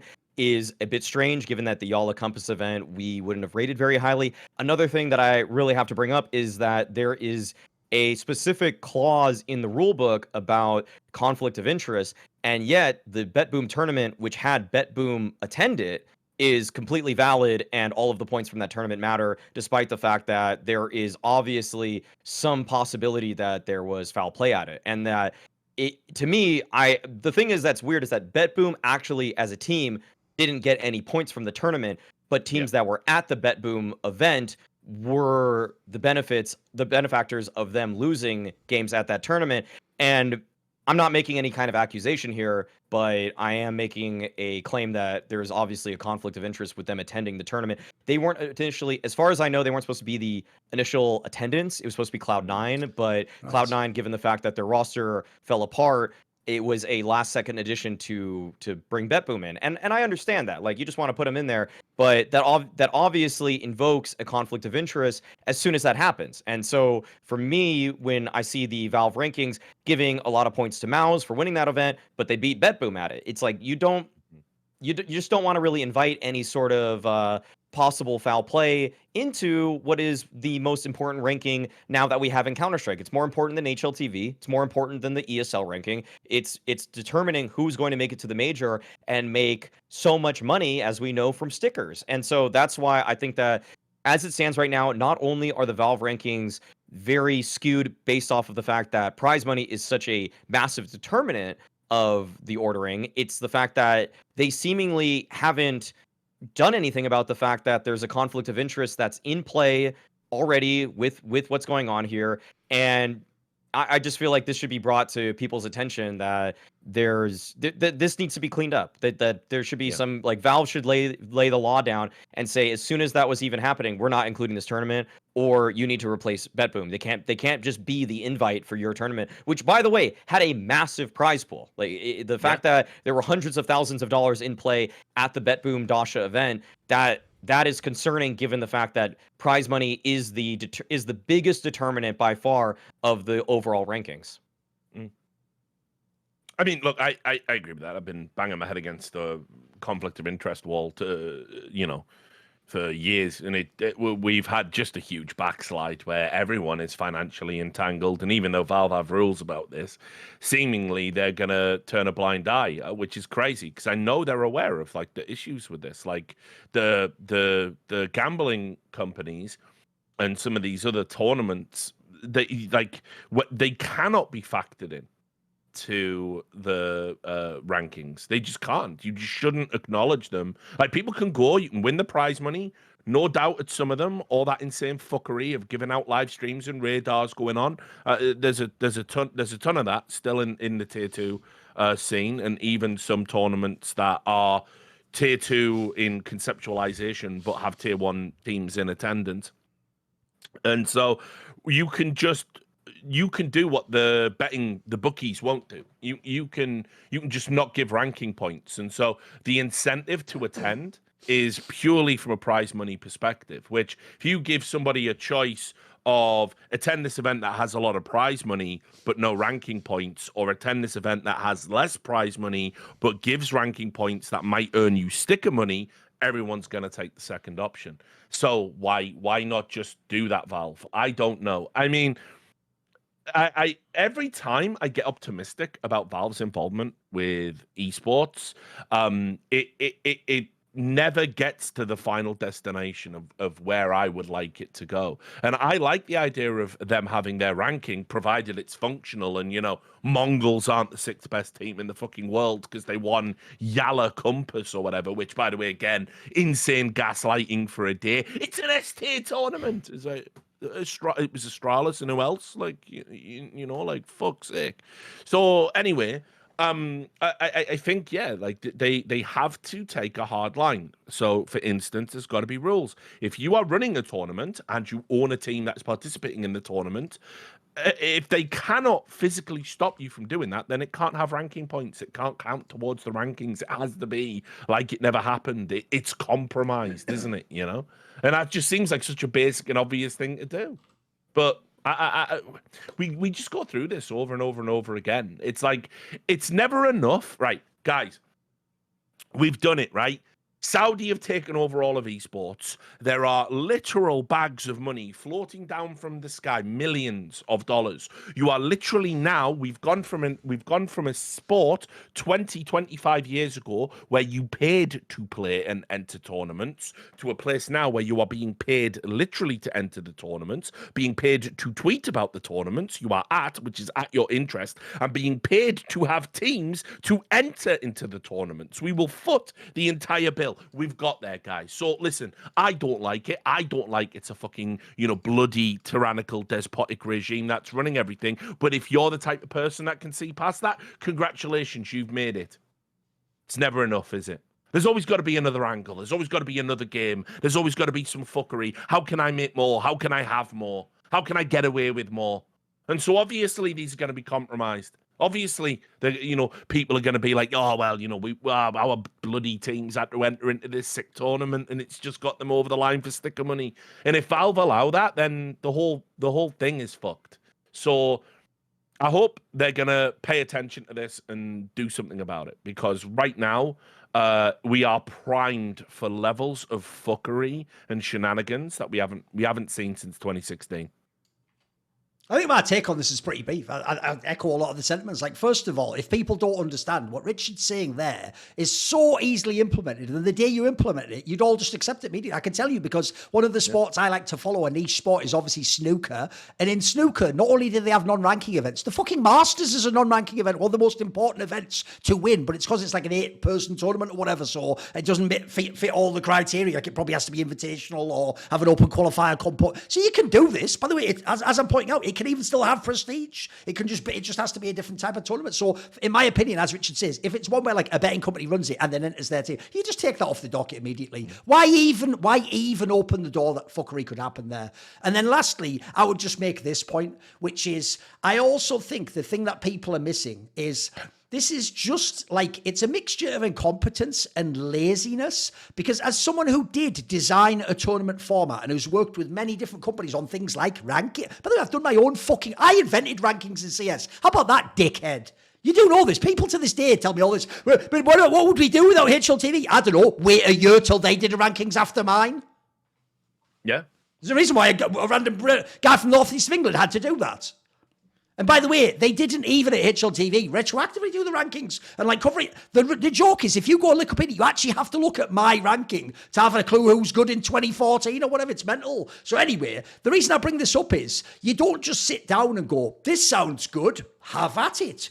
The best thing about any system, like a tournament format, a qualifier, a seeding system, a ranking, is you don't even need the event to happen. You can just run a dry example and see what happens when you put the input in and see what the output is. So I can tell you, when I designed seedings and I actually sat down and thought to myself, right, if I'm saying this team is 5th and not 6th because they came top 4 at this event and won over a top 10 team, what would happen then if a team I don't like did something similar? I tried to figure it out so that I can figure out, is this a flawed system? Have I got something? Is there a bug in how I'm calculating things? And for the format one and the rankings one, sorry, it kills me, because literally you don't need the rankings to go wrong. Like Richard says, have a result happen which shows it cannot be right, like Mongols is the 6th best team, and then go, maybe something wrong with that. You should have known already. You can literally sit down. By the way, the obvious move is just hire the people who know what they're doing. Hire the experts who've done all these things, but even real sports who've done it. Run dry runs for the best case scenario, worst case scenario. Try doing things like this, by the way. Try and actually actively get your employees to break the ranking. Ask them cynically, what could someone do to loophole, cheat this ranking? Like, could they make like a small tournament? Like, what would even be the threshold? Could they do a tournament in a smaller region where they know people won't fly there, and then you get the point?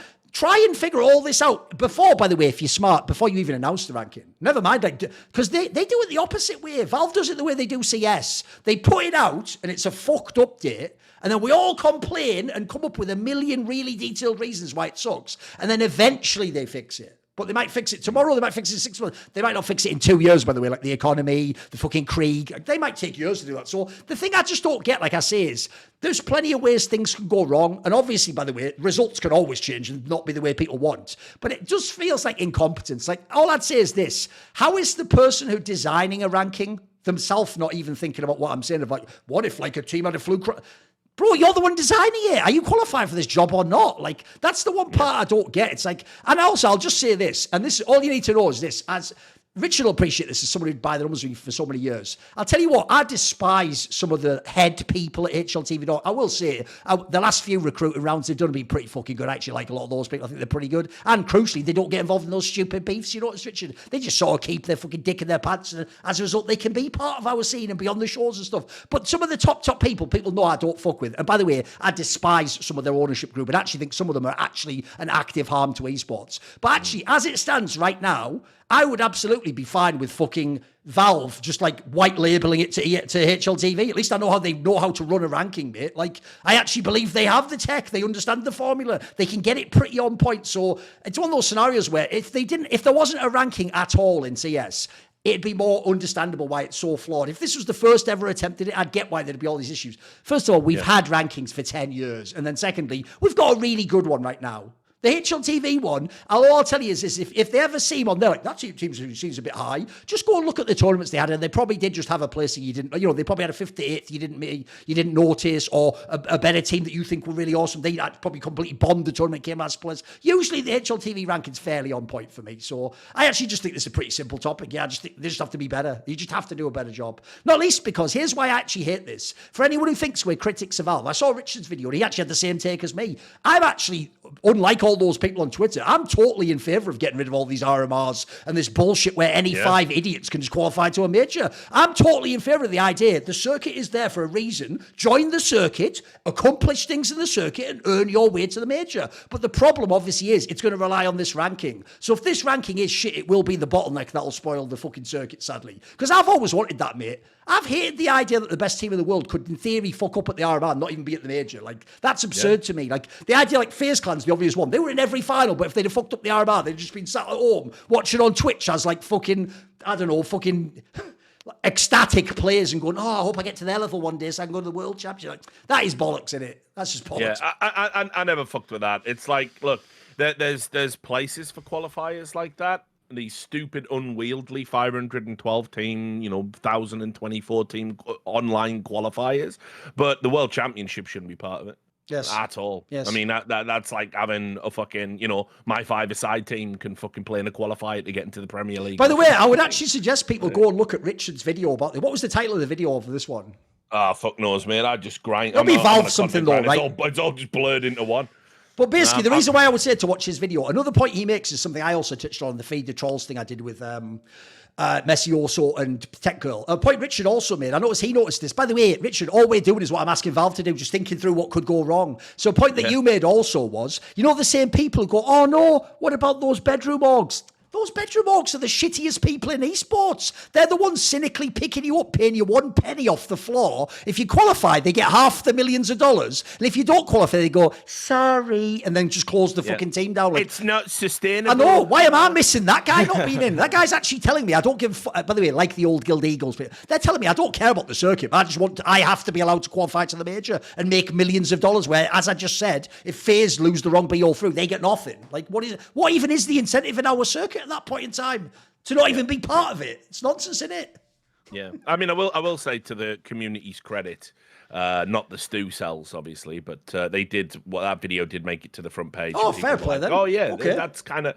There are some good arguments there. So hopefully, like when it comes rolling around, you know, we're not getting all caught up in the romance theory. By the way, I will just say, Richard, I noticed that one thing fans never do, which is really irritating if you're a scene figure, is they never connect their two shitty points together and notice they counteract each other. So simultaneously, they wanted to have totally open qualifiers where anyone can play, and they also simultaneously believe 1 in 2 games there's a cheater in the game.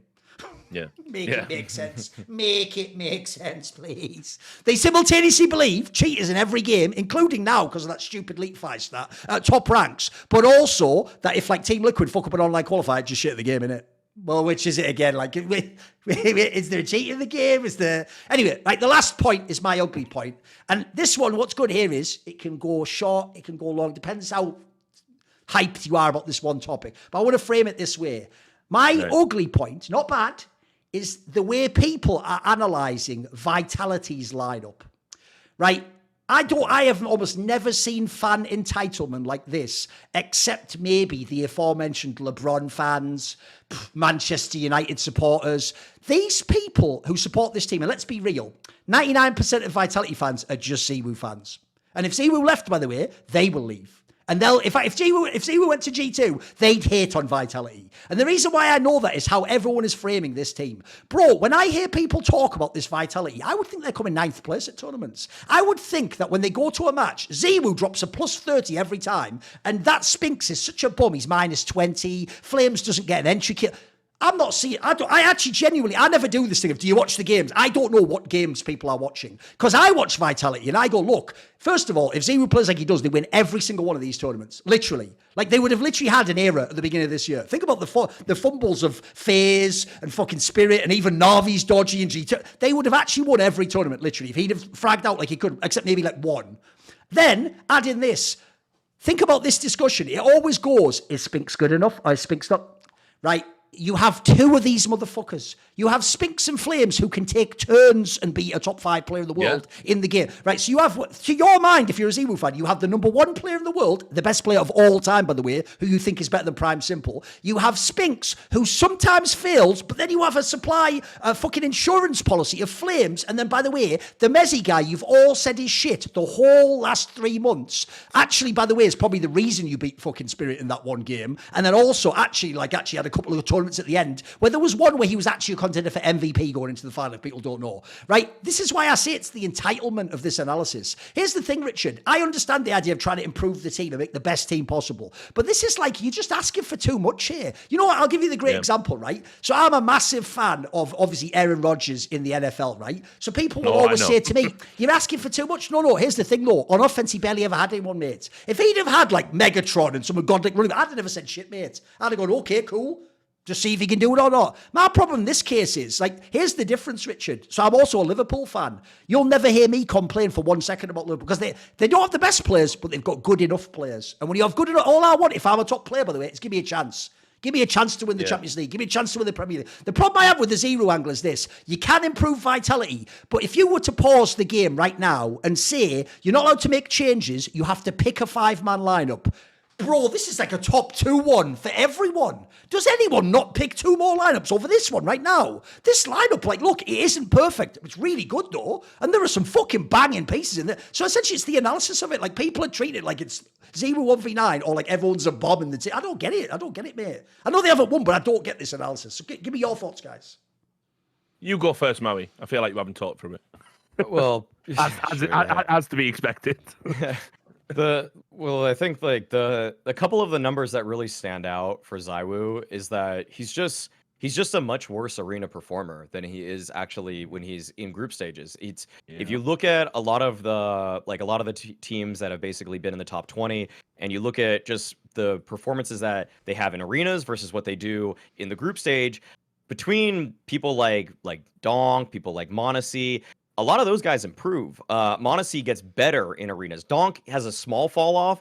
Even JL has a big uptick. Flames has a huge uptick. ZywOo actually, rating-wise, in arena games this year so far, minus 0.12 versus what he does in studios. Like, he is just It's big. He's still a very high rated player. Like in arena matches, he's 1.25, but it's a 0.12 drop off from what you're doing in studios. And that's not just like, oh, the teams are getting better, because he actually has good ratings against good teams throughout the year. Like if you look versus top 5 versus top 10 opponents, he's got some great ones. But it's just that in the actual high pressure, lights are brightest moments, he's having a hard time with it. And there's a million ways you could frame why he's performing. Oh, by the way, Maui, you know, also a point you've made in the past, but another thing to your point, by the way, is he's not even the old Zero. The old Zero was the, like, get 2 kills every round, boring stuff. Now he, even in the good games, always has, like, a shit half and then just goes ham for 5 rounds. You know what I mean? Like, I even feel like his play's mad streaky now, mate. To me, he has a lot of good starts because he's still a phenomenal pistol player at all times. Like I'm never going to doubt ZywOo in a pistol round to have some massive impact. But for whatever reason, it feels like he wins the pistol round, Vitality win the second round. Oftentimes, like they'll get the first 3 rounds on the board because ZywOo has such a good pistol. And it's almost like, it's weird. It's like he almost inflates his own stats because he's so good at the pistol. The pistol is obviously such a valuable round in the game because of the economic boost you get from that. And then I've seen, like, even I think it was at Dallas, like he started, or maybe it was the spring finals, I forget, one of those last 2 tournaments, he started something like 14-2, and then he ended at like 15-12, and then he got a couple kills at the very end of the game. It was this weird boost that he gets for himself, and it's like, if anything, ZywOo and Vitality are great at hot starts, but man, they cool off really hard, and there's a bunch of different reasons. That might have been when they beat G2 at Dallas. Yeah, the group stage, right? Yeah. Yeah, I think he had he came out hot, and then he definitely just fucking cooled off towards the end and only picked up some kills. Yeah. You also look at elimination games, and he also falls off minus 0.07 versus his average rating when he's in the elimination games. Like basically, it's just counter to the actual statistical evidence to say at this point that ZywOo is not a choker. He's a choker. Like big moments get to him. It's like pressure gets to everybody in different ways. And I feel like it's because ZywOo was so good online in 2020 and 2021, a lot of people conflate the fact that he did so well in all these grand finals from his bedroom, from the fact that they were at boot camp together. It's a totally different environment, and he's just like, I think, you know, I made the whole point before about air quality. I mean, I think it's just pressure. It's just pressure, and if any semblance of pressure gets into ZywOo's head, he crumbles a bit. He's still world class. Like, don't get me wrong, he's still world class. But when at Dallas, you know, like Maniac saying, like, is Spinks a fraud after map 1, when it's like, yo, ZywOo's doing he's not performing his same level either. Oh, by the way, that is also what I also hate. Even though I love Maniac, it's like, bro, you're just doing the old public school whipping boy technique. Like, every time ZywOo does bad, Spinks is going to get whipped twice as hard. It's like, exactly. Why not give him all the whipping who do badly, you know? Collective punishment. And at the last 2 events in the final games between Dallas and Spring Finals, like the best performer, weirdly enough, is like Flames and Messi did better than ZywOo. So it's like, why isn't ZywOo, who's carrying them so hard in all of these studio games, doing that in these elimination, high pressure arena moments? And it's just weirdly, he's not doing it. By the way, one last thing about my point, and then Richard can close the show. I will give you a props, Maui, in a way that people won't understand, which is you've actually already done an accelerated version of my career. Because if people remember, in 2015, Richard remembers this, the NIP players used to be salty as fuck. Even the ones that are my friend, when I would say it was nip magic when they would win those games. And then it only took Maui something like 2 years, and they were wearing T-shirts saying nip magic, the player. Right? If people don't know, every hater was going, Maui's going on about that air quality and cultural impact. Like, Vitality themselves are now doing the meme about the air quality. You understand that, right? Yeah. Like, they themselves, like, the joke is they're going to do a cultural impact T-shirt next. Like, you've actually won when they do that about you. Like, when you actually, they take your narrative. Get it. Fans don't get that. Sometimes it's fun, but other times, like Nip Magic was never an insult. It was always a compliment to like how they fucking could, you know, even with exist vetoes, they could fucking somehow... It was essentially like if Stewie2K got mad at saying he's talismanic. Like, we're doing that to do our best to explain how inexplicably you keep winning even when you sometimes shit, mate. We're doing our best. Yeah, exactly. and so, I mean, like, you know, it's another reason why, you know, Maui should be on more shit. Like, it's fucking crazy to me. That you've got this guy that brings all this like value and like comes up with all these like segments. It's the way he's also Richard already in our club as well, where he's now in the Mad Libs world of the iconoclast. Anything you do I don't like. That's why you're not hired. Like, really, is that why? Like, did I not get hired to the major because I tweeted that the cultural impact? I don't think so. I don't think that was ever a boardroom. To say, like, you're being a bit self-indulgent here, guys. I know, exactly.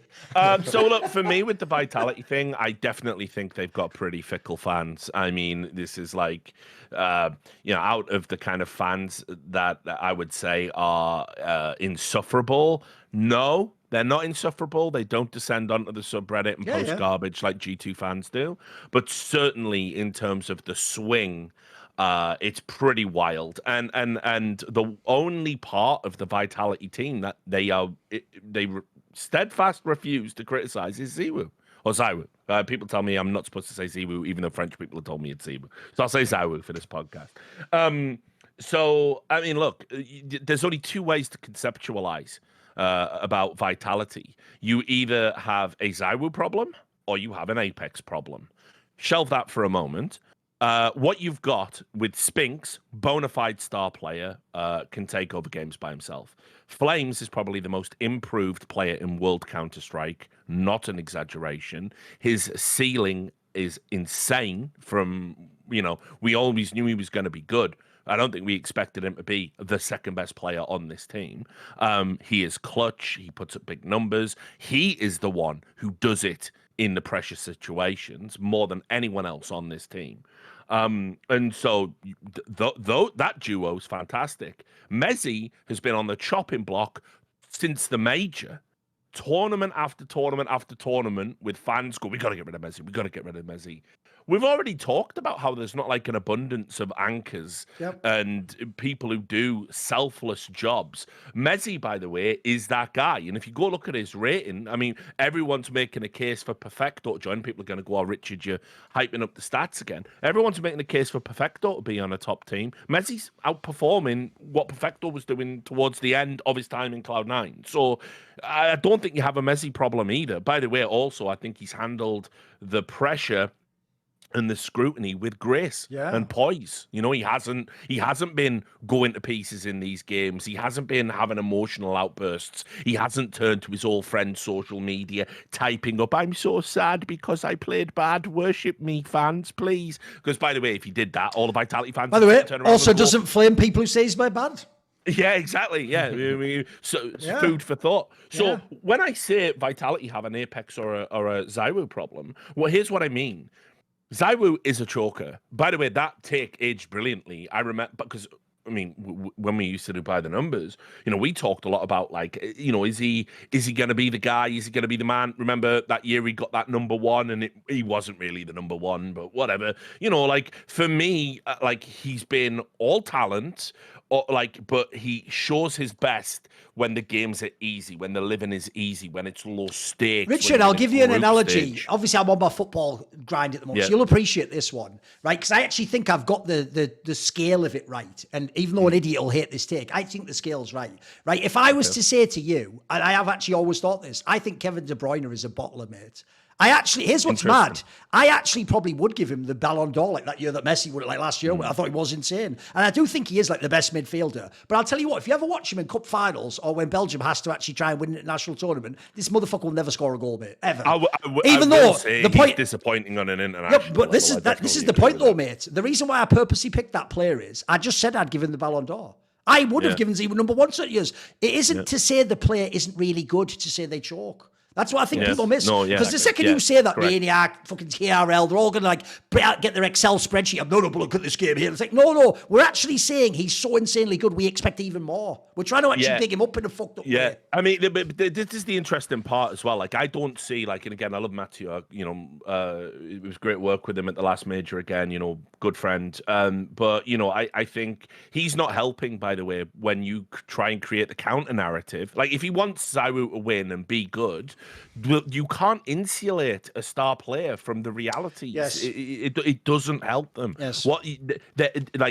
How is Zaiwu ever going to learn to cope with pressure if you create an environment where he, like, as far as you're concerned, analytically, narratively, he can never fail? Yes. You've got to be the one out there saying, much like when I'm talking about Stewie and how I think he's wasted his talent in his career, and I'm objectively sad about that. It's not because I don't like him as a player. It's because I remember how good he used to be. Bro, I've got the reference for you. Remember how hard we used to go on fucking Device? And we loved Device. Yeah. But we used to tell this guy, you did choke, mate, whether he believed it or not. Yeah, of course. And by the way, when he actually stopped trying all the excuses, when he just sat down and went, oh yeah, fuck, I have got a choking problem.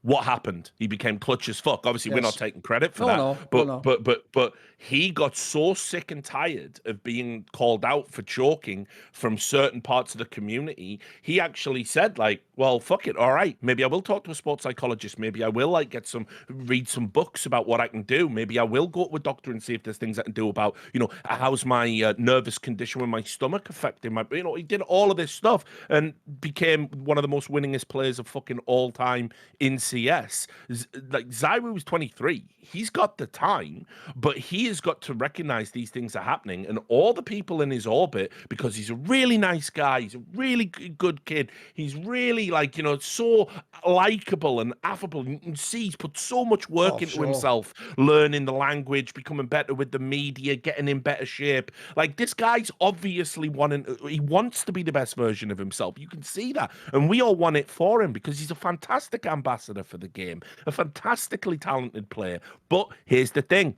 That doesn't mean you're the finished article. Being able to do a witty interview and dick on people in group stages. It's about trophies. You're going to be 31 day. You're going to look back and you're going to fucking think to yourself, man, could I have got over the hump? Maybe I did go missing in those stadium games. So what are you going to do about it now? What are you going to do about it now, brother? And this is where you've got to really take charge yourself. Don't listen to fucking Maniac. Don't even listen to Apex. Don't listen to Extaz. In your own time, talk to yourself and be honest with yourself. You've got to know it's happening. The numbers don't lie. The performances don't lie. The lack of trophies don't lie. So I believe Zaiwu knows it. So what are you going to do? Who are you going to talk to? Maybe he is doing something about it. Maybe it's a work in progress. Maybe it's going to take time. But the worst thing that could actually happen to this player is if everyone went around and said ridiculous things like Zaiwu doesn't choke in big occasions, or his teammates going, no, we should do more. I'm afraid you can't do more. You're already playing well above the expectations anyone could have for you. Zaiwu is the god. Zaiwu is the star. He has to do more because that is what gods and stars do in sports, right? So that's point number one. Point number two is, if you don't believe you have a Zaiwu problem, and I'm in that camp, I believe that is the only thing wrong with his Vitality team, is he cannot get over the hump mentally, then you must absolutely believe you have an Apex problem. And so let's talk about that, right? Whose job is it to get performances out of star players when they're not performing? By the way, this is why cadiaN's being fired. He's not getting the performances. Yeah, correct. Right, and we know the standard is it goes to the IGL. He's the one on the server. He's the one who's got to motivate the troops. And let me tell you, I love Dan. I've known Dan for a long, long time. We always catch up at events, right? But I will tell you this: I've never been sold on him as an IGL. I think he's transitioned into the role in a better way than I could ever have expected, ever hoped for. It was nice he got his fuck you moment at the major, but let's be real: if they had bombed out in Paris, he was fired. He was gone. Probably. Right? So that is why he did that and said that, by the way, because cathartically he knew. Right? And by the way, the same fans were calling for that. The Vitality fans wanted him gone. They're like, there's a ceiling, we're never going to win. Then you all won the major, and you were all, Vitality. And it was all good. It was all back to fucking... La, whatever that shit's on. Yeah, exactly, yeah. Right? So, here's the thing.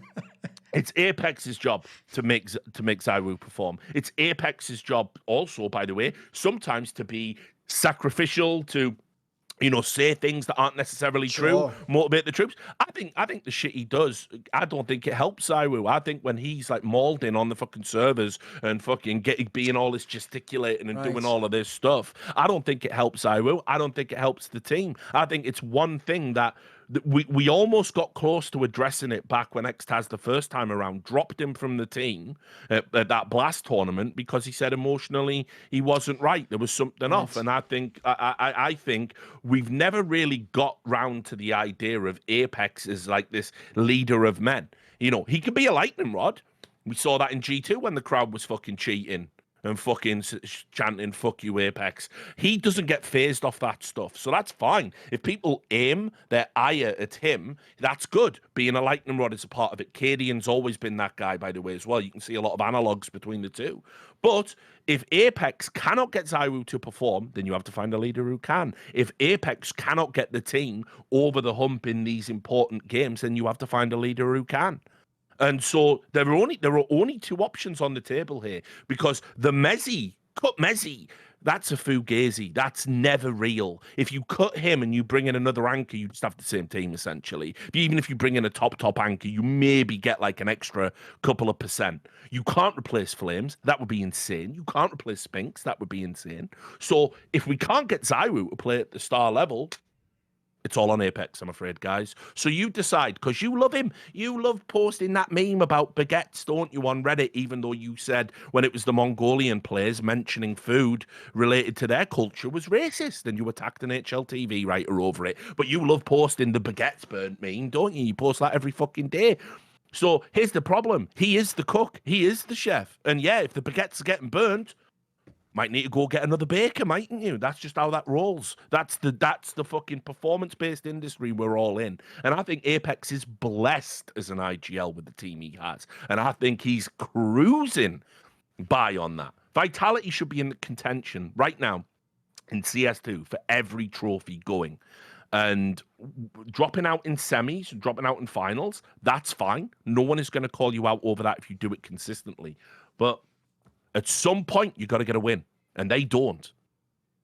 So for me, the Vitality fans being critical of the lineup and sort of not wanting to put it on Apex's doorstep or ZywOo's doorstep, I think that's ridiculous. I think that those are the exact areas you need to be looking if you want Vitality to be the best version of itself. Pick one, but it's one or the other.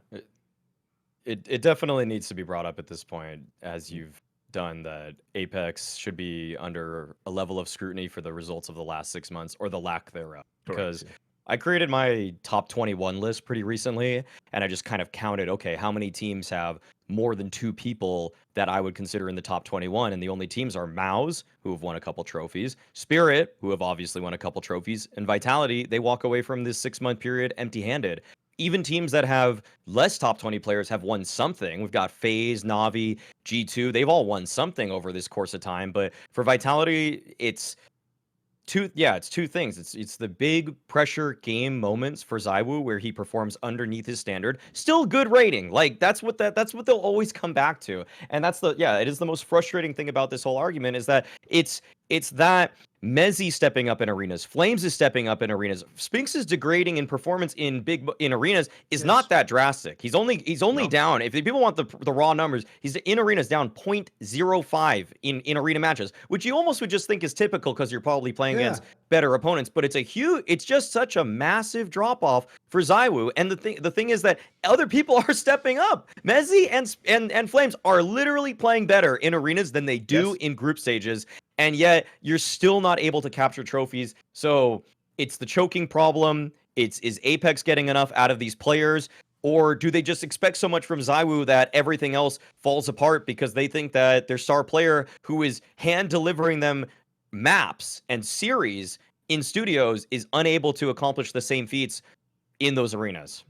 I'll just put it this way. As a take, I think I've put my money where my mouth is by my analysis of fucking FaZe Clan this year. You've never heard me say FaZe Clan should kick a player. I've never once said, oh, but Carrigan doesn't have like MonteCristo. I just go, you know what? I look at FaZe Clan, I go, he's got enough. There you go to work, mate. And by the way, you know what Carrigan never complains about? You just, mate, like I said at the beginning of the point, if you all you want as a star player or a leader is you just want enough help. After that, you have to win the fucking game, mate. Like, you don't just get to walk to, it's not like in the NBA, Maui, where it's like you just have by far the best team like the Celtics. And so even if in this analogy, Tatum, Zero shits the bed, you just get to win anyway. Like, why would you even, by the way, I think that should even be a cautionary tale. If you're not an NBA fan, guys, the guy who was one of the top like 5-6 players in the NBA played like total shit in the finals, but his team is mega, so they won anyway easily. Now, I wouldn't want that if I was that guy, like, because at that point, how can he go I'm the best? He didn't need to. The reason why you don't want, if you're a fan of Ziwu, him to have literally like just Ziwu instead of Brokey and FaZe,